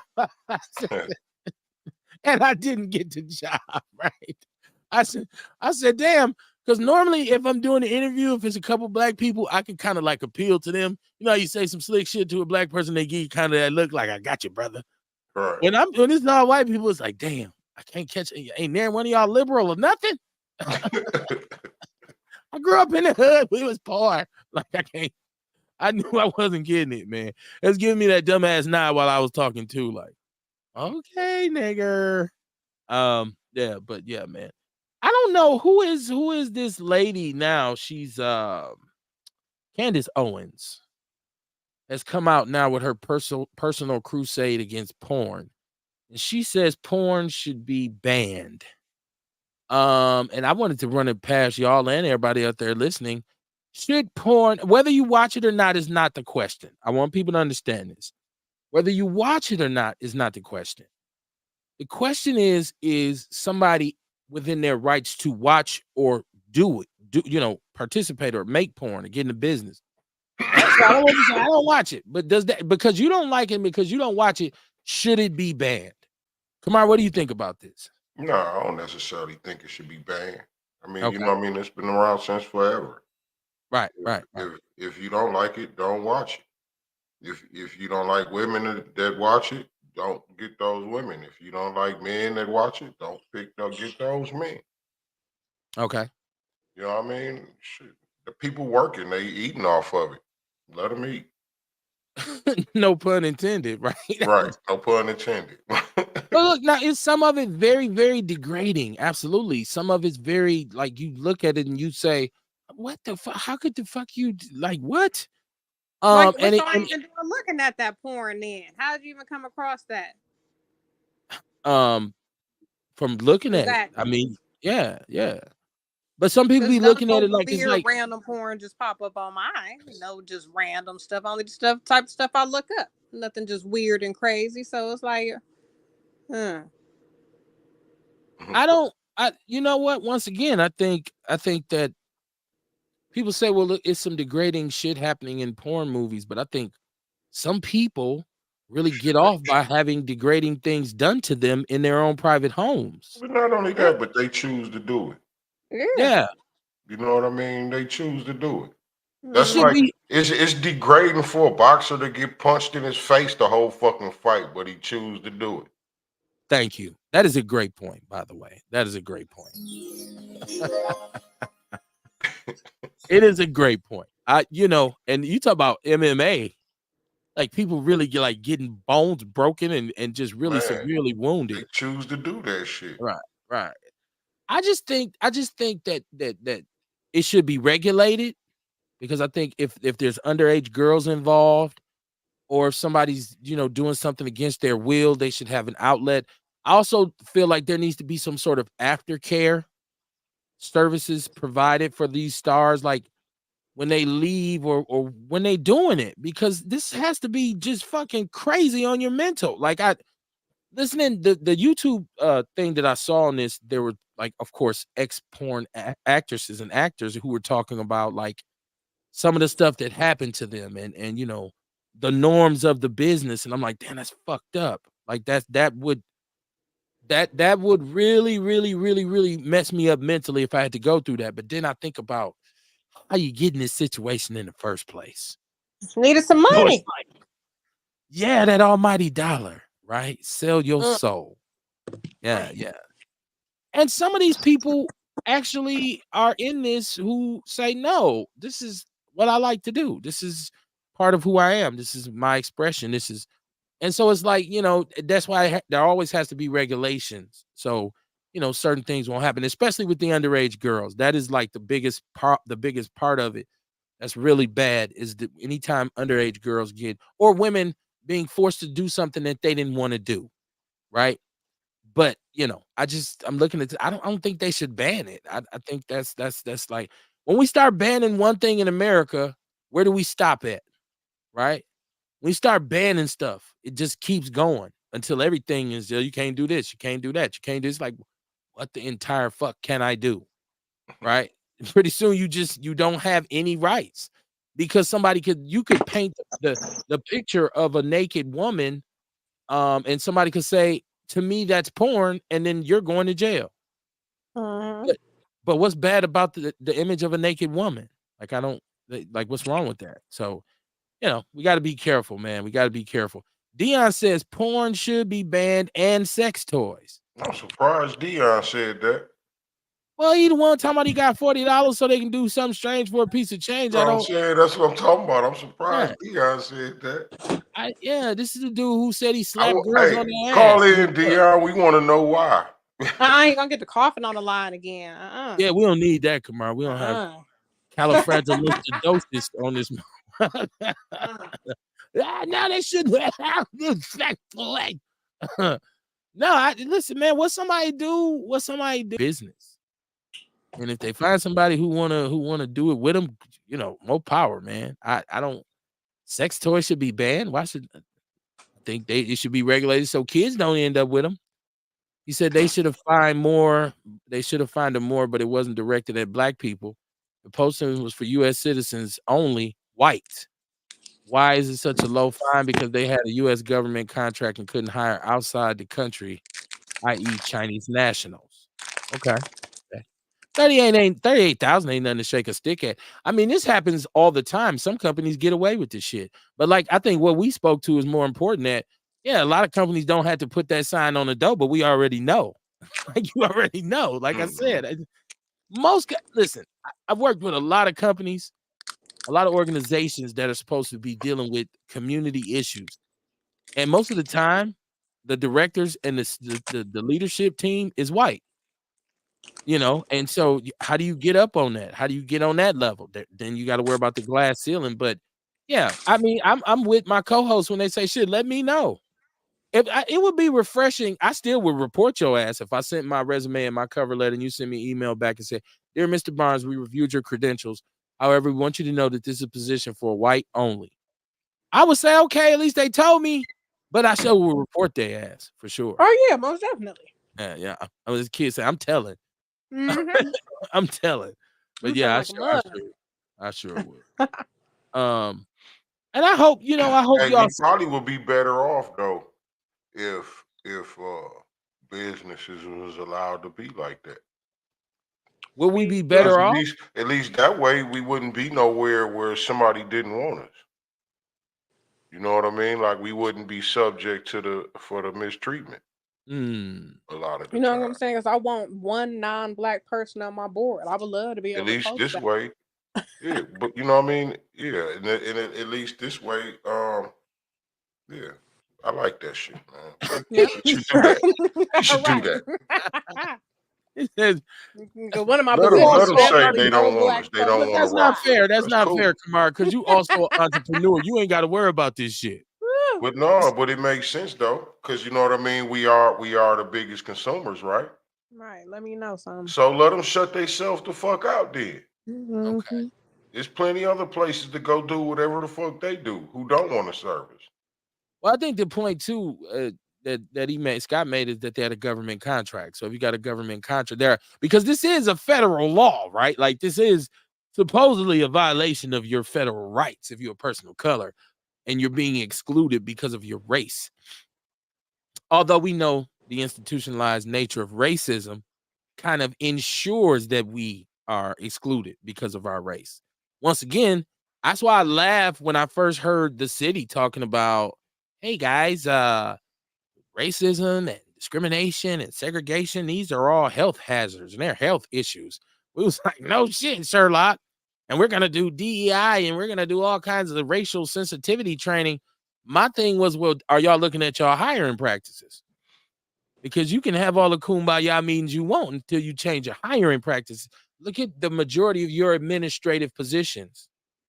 Who are they held by? That's what you need to be looking at. Don't make me go to no in-service. My black ass in a DEI program learning about diversity and inclusion. And I'm sitting there like, because I feel like honestly, that's not for us as people of color most times, anyways. It's for LGBTQ, whatever the rest. I feel like it's for them because when you put the word inclusion, you make it seem like it's for us, but it's not really about that, Right. And when you say diversity, then that ain't really for us either because you could take an Asian, a Latino, two gay dudes, and a disabled person and say that's our diversity. We don't need to hire black people. Right? So you can play those games with that, but they make us feel like they make black people feel like it's for them. I've sat through entire DEI presentations that were like 2 hours long, and maybe 10 minutes of it was about black people. Maybe 10. And I'm sitting there scratching my head like, well, wait a motherfucking minute here now. Are you telling me this ain't got shit to do with us? You know, it's not. This country is not meant to give somebody an unfair advantage unless they're white. Because they got rid of even all of the equal opportunity and people getting in schools and black kids. They've gotten rid of a lot of that shit now and said, nah, no, no, no, no, no. We're not doing that anymore. Because guess who started to complain? White people. They's not doing. What about us though? So crazy situation, man. You got to pay attention at all times, man. You have to pay attention. I told y'all this is also in the People's News Network as well. I told y'all aliens was real. I told y'all there's some funny bunny business going on when we start talking about extraterrestrials.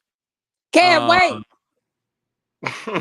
Why the Pope got the alien thing on his robe? I was looking at this chick at work pointed out, and I got to looking, and he got this little alien from, I don't want to say Mexico just because it's from a Spanish place, but it's from somewhere Latin Spanish, and he got it on his robe. All of them. Why would they have that? You know why? I do not. I know very little about the Pope. Yeah, it's like a Spanish extra. It's like a giant alien thing, and he got it on his robe. You know, but anyway, that's my point. Could I be fucking with the aliens? That's why. Mm-hmm. You don't know either. Nope, I don't. I tried to figure it out when I was at work. You I'm like, damn, what's happened? Why he do that? It's because they've been fucking with the aliens, probably. No, these are the aliens. This is the alien sighting that was in Las Vegas last year, I believe, where the people went into the yard and there's these. They said that's fake. It was like real live aliens, but the experts are looking at this footage now, saying there's evidence of cloaking devices being used in this video, real alien technology cloaking devices to make them disappear in front of the cameras. It's in the People's News Network. This story was crazy, but they downplayed it so raw, where everybody always say, well, if it's this thing in UFO, many people got phone, why ain't had a phone out? Well, this is a situation where multiple people had their phones out. Like, look at this shit. And they just twisted it and just downplayed it. So go check that story out. I believe they've been here a long time. I believe in reverse engineering. So I look at our technology and the big technological jump that we took. You go from 1930 to 1960, it's almost two different worlds. That's 30 years. We ain't had a technological jump like that ever. When have we ever? Right. From 1930 to 1960, think about it. Like, it's almost like the world comes out of the dark. Like, we was riding horses and wagons in the 30s. We had a freeway in 1960. And so, you think about microwave ovens and cell phones and, all this kind of, I used to always look at saran wrap and shrink wrap and aluminum foil and all these different, and some people say, well, no, that was actually byproducts of fossil fuels and all that. But we had all of that for a very long time. But all of a sudden, this technology just poop, right? How do you establish this huge electrical grid all of a sudden to run cities, right? You take a computer. What was the IBM? The computer was bigger than a room. Now you get them in little bitty microchips this big, made out of silicon. But we don't even. Does anybody on this show understands how a microchip works? Tell us, Kev. Tell us. Kev don't know. All I know is you get it and say, put it in there. And your machine does whatever it's supposed to do. So you gonna get one of your arm? Hell no. Never.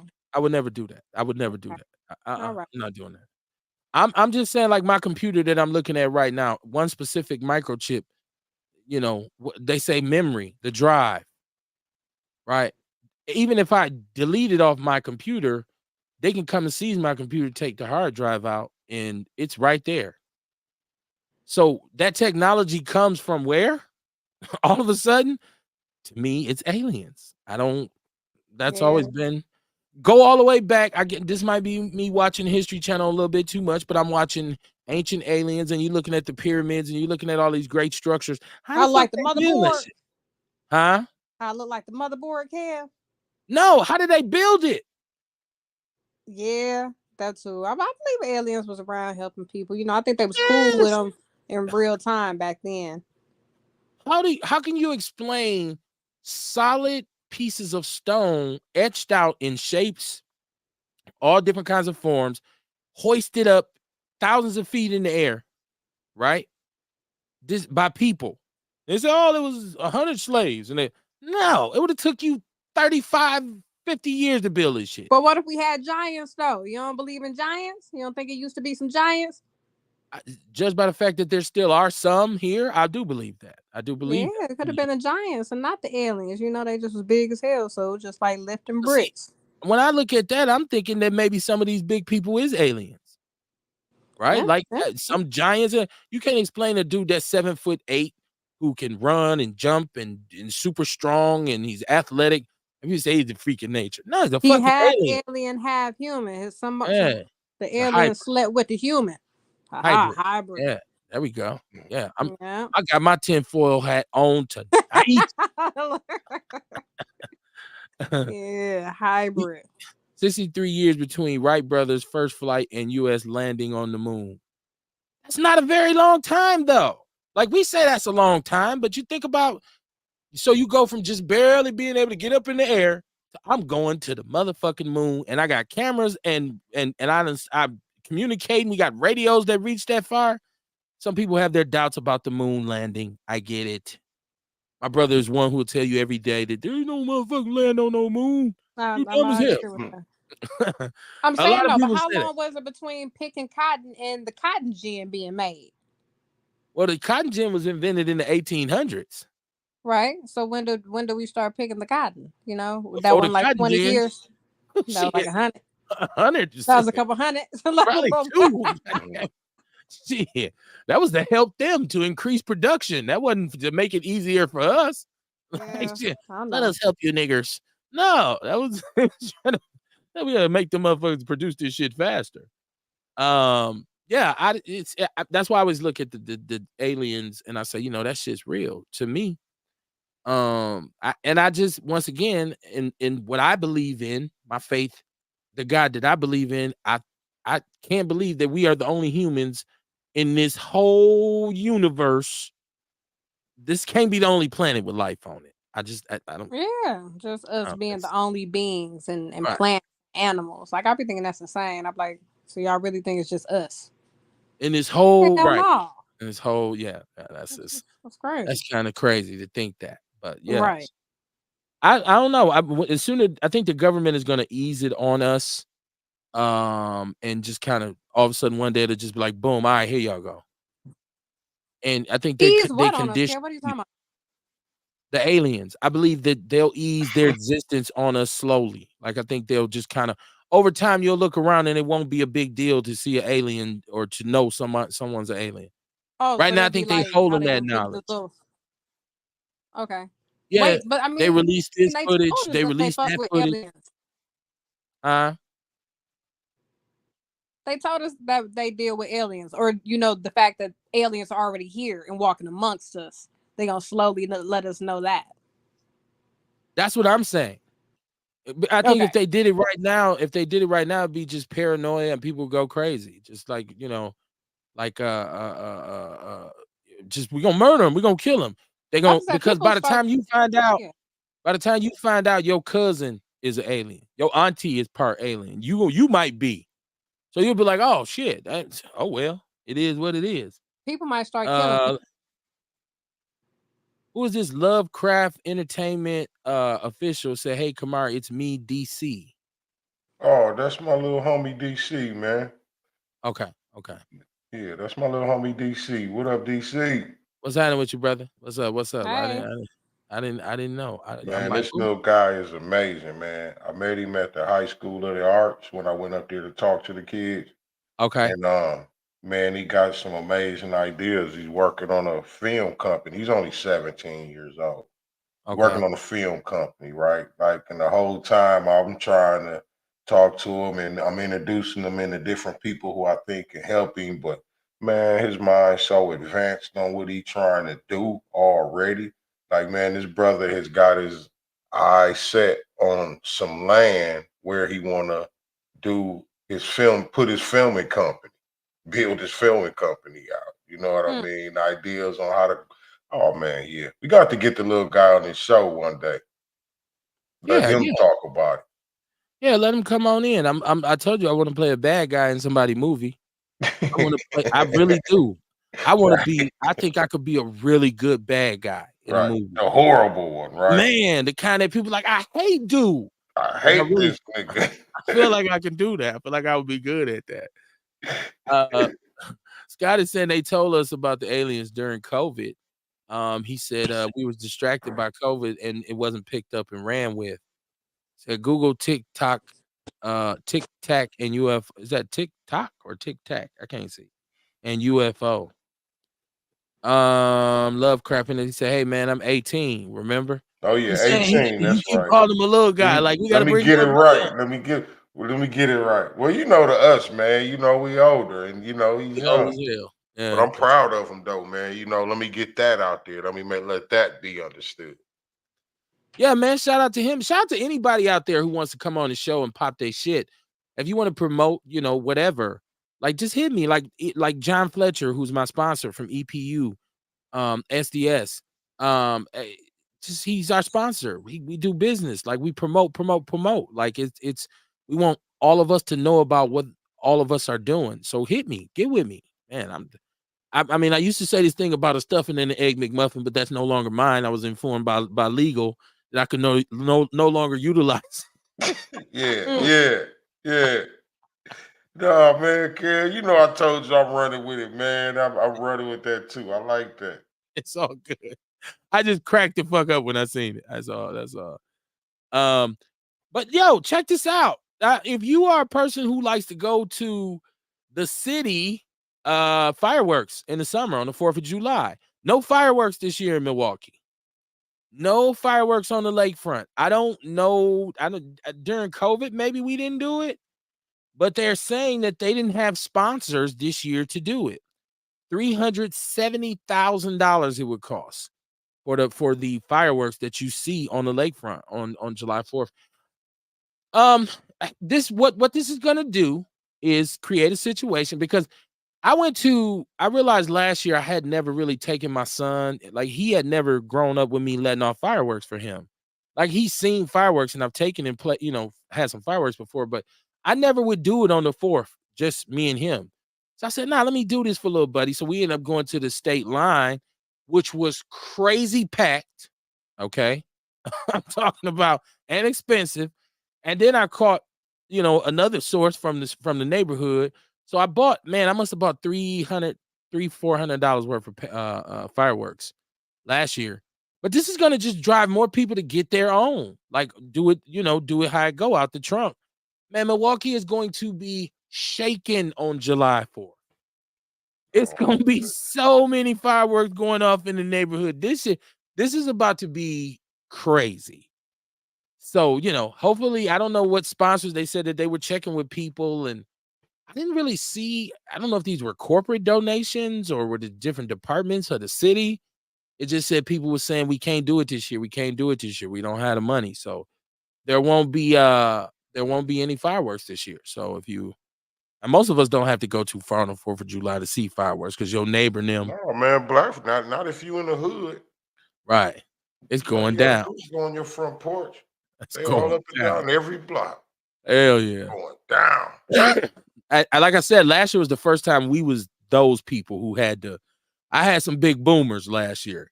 I'm talking about boom, like whoa. My wife just standing in the door, shaking her head, looking at me and my son, like y'all men are dumb. But we had fun. He said, "I appreciate it, man. You're the realest day one that stuck around, but I'll be seeing you Saturday. Peace." Okay, I'm so I can out get there a in DC. Oh yeah, you get to meet DC Saturday, kid. yeah. We'll be in the building. We'll be in the building. And I want to. My daughter's about to go back to Minneapolis, so I think my plan is to stay if I can from about 10:30 till about 1 Mm-hmm. because I know she had wanted to do some stuff. So I know she wanted me to take her to get some food from some specific places, but she wanted to participate in getting the garden started too. So more often, what I'm probably going to do more likely than not is turn my soil and get all of the riffraff out of there and Mm-hmm. get it ready for planting, and then I'll just go. I'm not gonna be able to germinate seeds this year. Come I'm just over gonna here and go. use my tiller if you bring it right back. Well, Make I it don't. real easy on My you. plot ain't that big Oh, okay. because I got the little boxes. I Oh, got okay. Raised beds. You got the yeah, raised beds. Okay. I Yeah, you got don't them. want to use that tiller. It'll tear your box up. Tear all that shit up. I'm just basically gonna clean all the weeds out and then turn the soil and put some fresh soil in there. And then Yeah. I'll go get the little seedling, the plants, and then I'll put them in there. It's gonna be way more organized this year. But so I'll probably be at your event until about 1 o'clock. I think about Mm-hmm. 1 o'clock I'll pack it up and just say, because you said you're done at 5, right? Yeah. Then again, if we rolling, it's hard for me to stop talking. You see how it go, man. See how it go. It's hard for me to stop talking. Like I can't send them next one. But your call to action will be in the house too, so Yeah. it won't be as heavy this time. So it'll be people who they interview, I guess, and people say I don't need to go on your shit. I already Well, won. they mainly interview men who Okay. doing positive stuff in the community, Okay. and they talk about the positive things that they had going on Well, I know they do that. That's and their what they do format. for the community. Yeah. I know that's their format, but I thought they probably just interview everybody at this event. Or are Well, you saying they're gonna stick to the script? I don't know. They may stick to the script. Oh, okay. Well, one thing for sure, we're gonna find out. Yeah. So y'all make sure y'all get down to this event, man. Y'all make sure y'all get down to this event on Saturday. I'm Man, looking make forward sure to you it. get there, y'all. I wanted to talk about it's we getting late because it's 9:30. I'm not gonna beat a dead horse tonight. I wanted to talk about Black Trump support. Like, I think they're showing you this superb increase of Black Trump supporters and people who are Black people of color. They just were in New York, I believe, and they had this overwhelmingly successful show for Black voters who support Trump. Um, I would caution, and I know people of color, Black people in particular, they really want to look for an alternative to the status quo, and that's a good thing. You know, I think it's cool that Black people are starting to say, "Well, hold on, we're not necessarily Velcro to the Democrats, but buyer beware, know what you're doing, be informed." If you know politics and if you watch Trump and you really, you know, understand the process, then I would say, okay, vote for who you want, but don't vote based on hype, being a follower. Know what you're getting yourselves into. Like, I don't disagree with everything Republicans say. I don't disagree with everything Democrats say. I don't agree with everything Democrats or Republicans say. It's like chewing up fish, spitting out the bones. If we're going to take a turn and say, okay, this is what we're going to do, because we have to show and prove. The one thing we have to do as people is show and prove to our elected officials that we will hold them accountable and we will vote them out of office. It will be one and you're done, right? We as people of color have not shown that yet, especially in a city like Milwaukee. Our politicians get in and just kind of just do what they do, and we just kind of just when it ain't election time, you don't pay attention, because now we're about to get bombarded with all of these commercials about the Democrats did this to Black people, African Americans, and you, if you don't know, you don't know, and a lot of people don't say, let me look that up and go Google it. Do your Googles, right? And not that Google is the only search engine in the world, but we know that's the one that people utilize mostly. Do your research, okay? And be vocal to the people who you elect to these positions. Is the only advice that I can give anybody. I've never told anybody who to vote for. I just stress to them to how important it is to understand what this person stands for, or who's funding this person, or what their platform is. Like we just talked about, we had a school system just straight lie to us as voters. They just lied. They said, hey, well, unless you give us this money, ain't gonna be no teachers in the school next year. Them po babies. We gave them the money, and they cut teachers immediately. And they're saying there's gonna be more cuts. So what the fuck did you ask us for the money for? Well, just to maintain what we got. Well, why you didn't say that? And say, actually, y'all, this ain't enough. And be able to provide evidence and show proof and show a plan. I think the public would have gave you 500 million. Seeing as how they gave you the 52. I mean, the 252. So this is what the cost that we pay for not being informed all the time. We got to do our Googles. We're going to start saying that it's not going to mean going to Google. It's going to mean do your research, do your Googles, baby. Do your Googles. He said, vote for the person whose administration saw the greatest black employment in history. Well, that's fudge too, because it only went up like 0.5%. And that was more of a direct of, he got that from Obama. So it ain't like he moved apart. That ain't nothing to be proud of anyway. Well, he didn't. Kamar was such a small percentage when they was claiming that victory. That's what I'm saying. That ain't nothing to be proud of, no way. It's still low. It's still low as fuck. Right. We're like 2.8 to fuck 3 celebrating for something like that. Yeah, it's not. No. Trump is finished. Fuck y'all celebrating for. We ain't done. Trump is a madman. He's an egomaniac. He's crazy.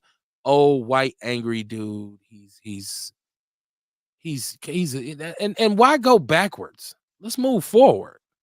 Why are we bringing somebody back who is ski skirting all over the justice system with skating? Motherfucker, you have like RICO charges and corruption charges. It's a no-brainer for me, but people want something different. I think they look at the way our country is run under President Biden, and a lot of people are not happy, especially with inflation. Anytime when the inflation is high, I don't care who the president is, people are unhappy. But a lot of people are really unhappy with, because America done got a whole hell of a lot more expensive over the last goddamn 5-6 years. Like the price of everything is up. Like what? You don't find yourself going in the store, grabbing some shit off the shelf that you've been getting your whole life, saying, wait a minute, this shit's $6 now? What the fuck? Straight up. Right? When this shit go up? You asking these damn Arabs, it ain't their fault. The shit is really up. Like it's crazy. It's crazy, man. Or is it their fault? Well, if you control your spending, I think what we do in overseas and military wise, I'm just saying because we know how they've been. I'm just saying that because we know how they've been overcharging us forever. That's true too. They've always marked it up on us, but you know what I mean. They shit costs more than the grocery store. Why is that? These motherfuckers, you see, because you see them in the grocery store buying the shit to put in their store. Right. He's how you stocking up at Food Town and shit. Yeah, I'm at Food Town. I just think that I will say the Democrats have dropped the ball on inflation, and our economy is fuckery right now. And I blame that on President Biden and his constituents, his buddies. They vote for the person whose administration saw in black household income. It's not enough to hang no hat on though. Scott, none of that shit that you putting up is not enough to really move the needle, and you know that. But it's good to say. It sounds good. It sounds like a dope. Like it's like when you say 92% of all African Americans vote Democrat. Yeah, but such a small number of African Americans actually vote. Right, it's even voting. So you get 92% of 25%. That's not a whole lot, buddy. It's not a whole lot. He said, stay on the Democrat plantation, then we live in a country that you can do that. I don't, that's what conservative, old, racist white people say. They hit you with some shit like that. Well, you keep sucking the Democratic tit. I don't fuck with the Democrats either. I don't even fuck with the Democrats either. You can't say that to me. You can't say that to me about staying on the Democratic plantation because I'm not a Democrat, nor am I. I'm a American black man. I need my own political party. Neither one of your parties are shit. Matter of fact, they all full of shit. And they ain't gonna do nothing for us. So Ernest said it's corporate greed, not inflation. The companies are making record profits. Okay, I'm sure that plays into it, but you said not inflation. Inflation is part of it because when you're spending government money, when you're spending it overseas, like you are giving Ukraine $1 billion and giving Israel 17 billion, and you're giving all these, it drives the price of the dollar down globally, and that creates inflation. So inflation is definitely a part of it. I'm sure corporate greed has always been there when we talk about America. He said, that's your argument, LOL. Yeah, because white people always want to try to say some foul shit if you don't fuck with, they two-party system. Like, you're a goddamn liberal. You're fucking democratic slave, and all that shit is just dumb shit, man. It's all how you make up your mind about a problem before you even know the details. And neither one of these parties really represent us. And I'm talking about even understanding our everyday, day-to-day, everyday life. Like when somebody like do try to say, well, Trump had us at the lowest unemployment in the history of the country. I remember when that shit initially came out, and I said, let me check this shit out. And then when I seen we talking about like 0.2%, like 0.1%, like them gains was so marginal. They're not enough to hang your hat on. That don't win the black vote. To me, it shouldn't. Because we got to look at the wages for some of those positions. So it's like Kamar was saying, so they got locked into the colonizer plan. Because now you're stuck in this dead-end ass job, and then they can pump you full of subsidies and whatever and justify, more spending because we got to get these poor people welfare and then blame it on us.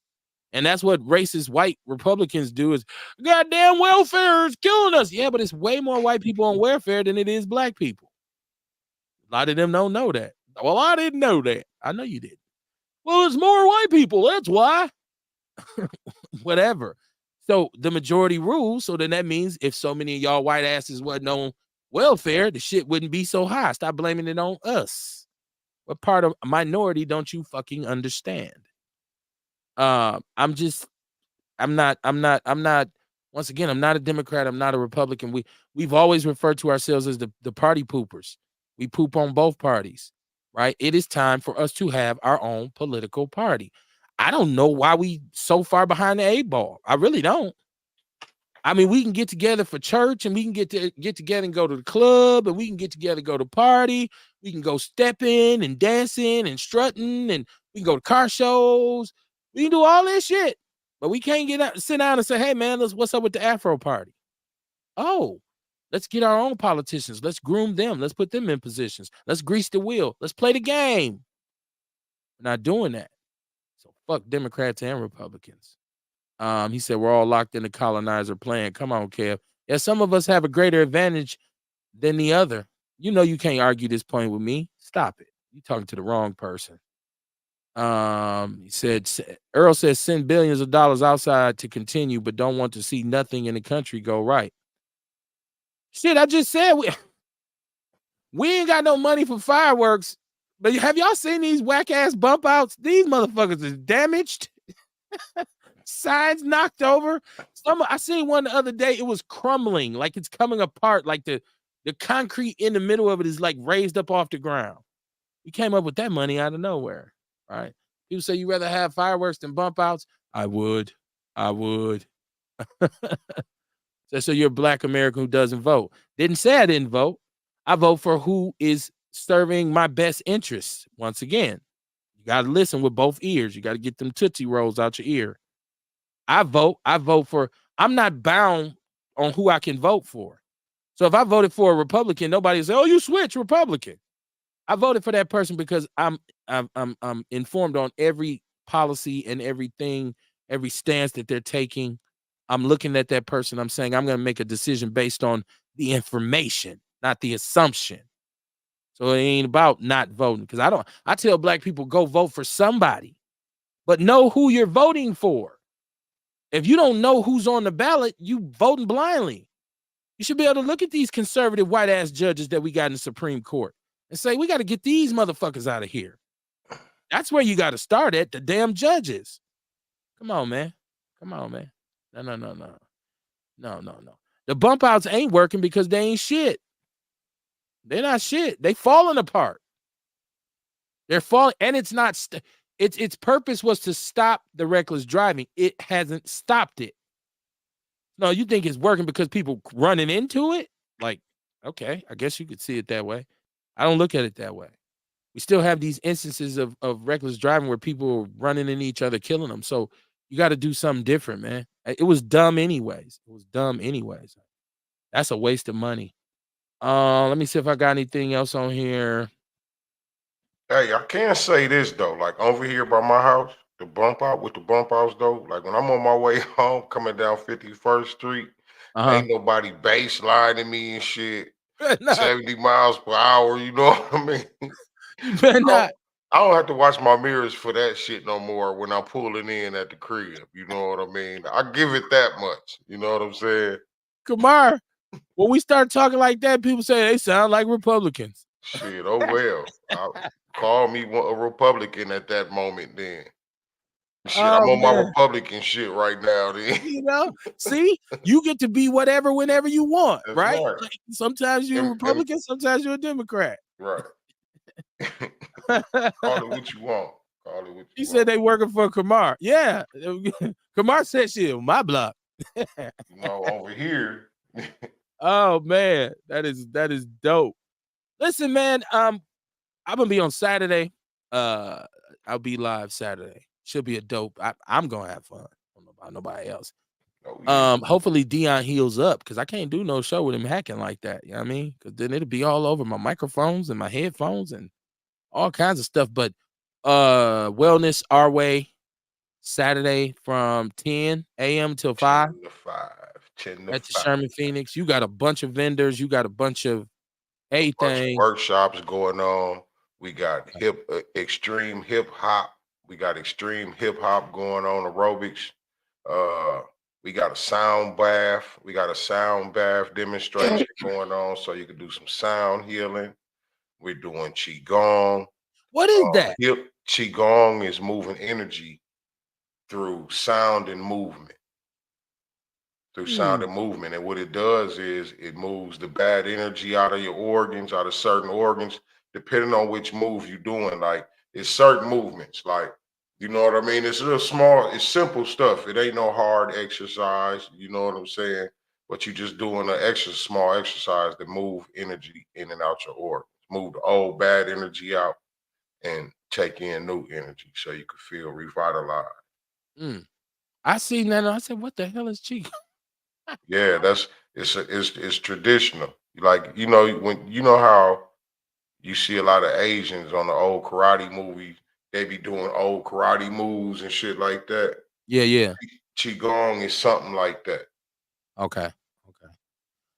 Well, y'all got to show up to find out and see if you can get some negativity And out of you your know, yo, organs. chi, my bad, but the chi is actually the term that we use for energy. Okay. You know what I mean? So yeah, you moving old energy out and bringing in new energy. Well, bring your old ass down to the Sherman Phoenix and get your old And come get some of this energy. right. John Fletcher will be there. He says Courtney Chinese. gonna be there. Rail gonna be there. We Yeah, gonna be there. It's going down. yeah, Ticey and Sam from Call to Action gonna be there. It's going down, yeah. y'all. We Make gonna sure see y'all y'all. come on out. We even got Rain Truth, Chef Truth coming from New Orleans. She gonna be here with some food. Oh She been wow. doing big things down there too, man. She been rocking with Country Wayne a lot, cooking for Country Wayne, cooking Oh, for the okay. New Orleans Pelicans, the Phoenix Suns. She been Yes, doing some yes. big things She's down been there. on years ago. She was on with. Yeah. Yeah. Okay. Y'all got to be there, man. Listen, I just watching all of a sudden the debate about the WNBA, which is funny to me because like everything else, America has to put race with everything, and so this thing arises about Caitlin and Caitlin Clark and Angel Reese, and of course I like the way Angel Reese plays, and she's a sister, so I want her to win. But this racist back and forth, everything they hang these connotations on it, racist, racist, racist. And now I guess she's Larry Bird, and they're trying to build this whole thing with Angel Reese being Magic Johnson. Like one thing it has done is reinvigorated the WNBA. And that's a good thing because for so long, I think they needed something to provide a spark. It's sad that it's a racial kind of part of it, but it's great that it's a sister involved, and the young sister's doing big things, and so I seen the one my sister from ES who used to be on ESPN. She said that people love Caitlin Clark because she's white and she's straight. She's not gay, and so I'm like, I feel like sometimes people just need some shit to talk about. You just need to have something to say. Like I don't know if she's gay or straight or not. I'm not into it like that, like other people might be, but race is everything is race, right? So, but shout out to Sister Angel Reese. I'm glad she's, putting on for her game and taking women's basketball to another level. I don't think it will ever be on the level of the NBA, but it's making some moves and some tractions. But everything got to be about race. Go out and support Miss Beverly Williams tomorrow night if you can at the school board. What they're really pursuing is important, and I wasn't trying to talk over Miss Beverly. I was just trying to hold the community accountable for what the mess that MPS has become. And once again, if we're standing watching South Side schools, get funded more than North Side schools, then and we're not expressing outrage and we're not coming out in droves, letting MPS know what's on our mind, and ultimately it's our fault, right? Like you can't, if you allow yourself to be victimized and you're a willing participant, then nobody can really stand up for you. And that's pretty much what we're doing here. It's just being, willing participants. That's why I say a lot of times people make choices and they choose to be in a certain position.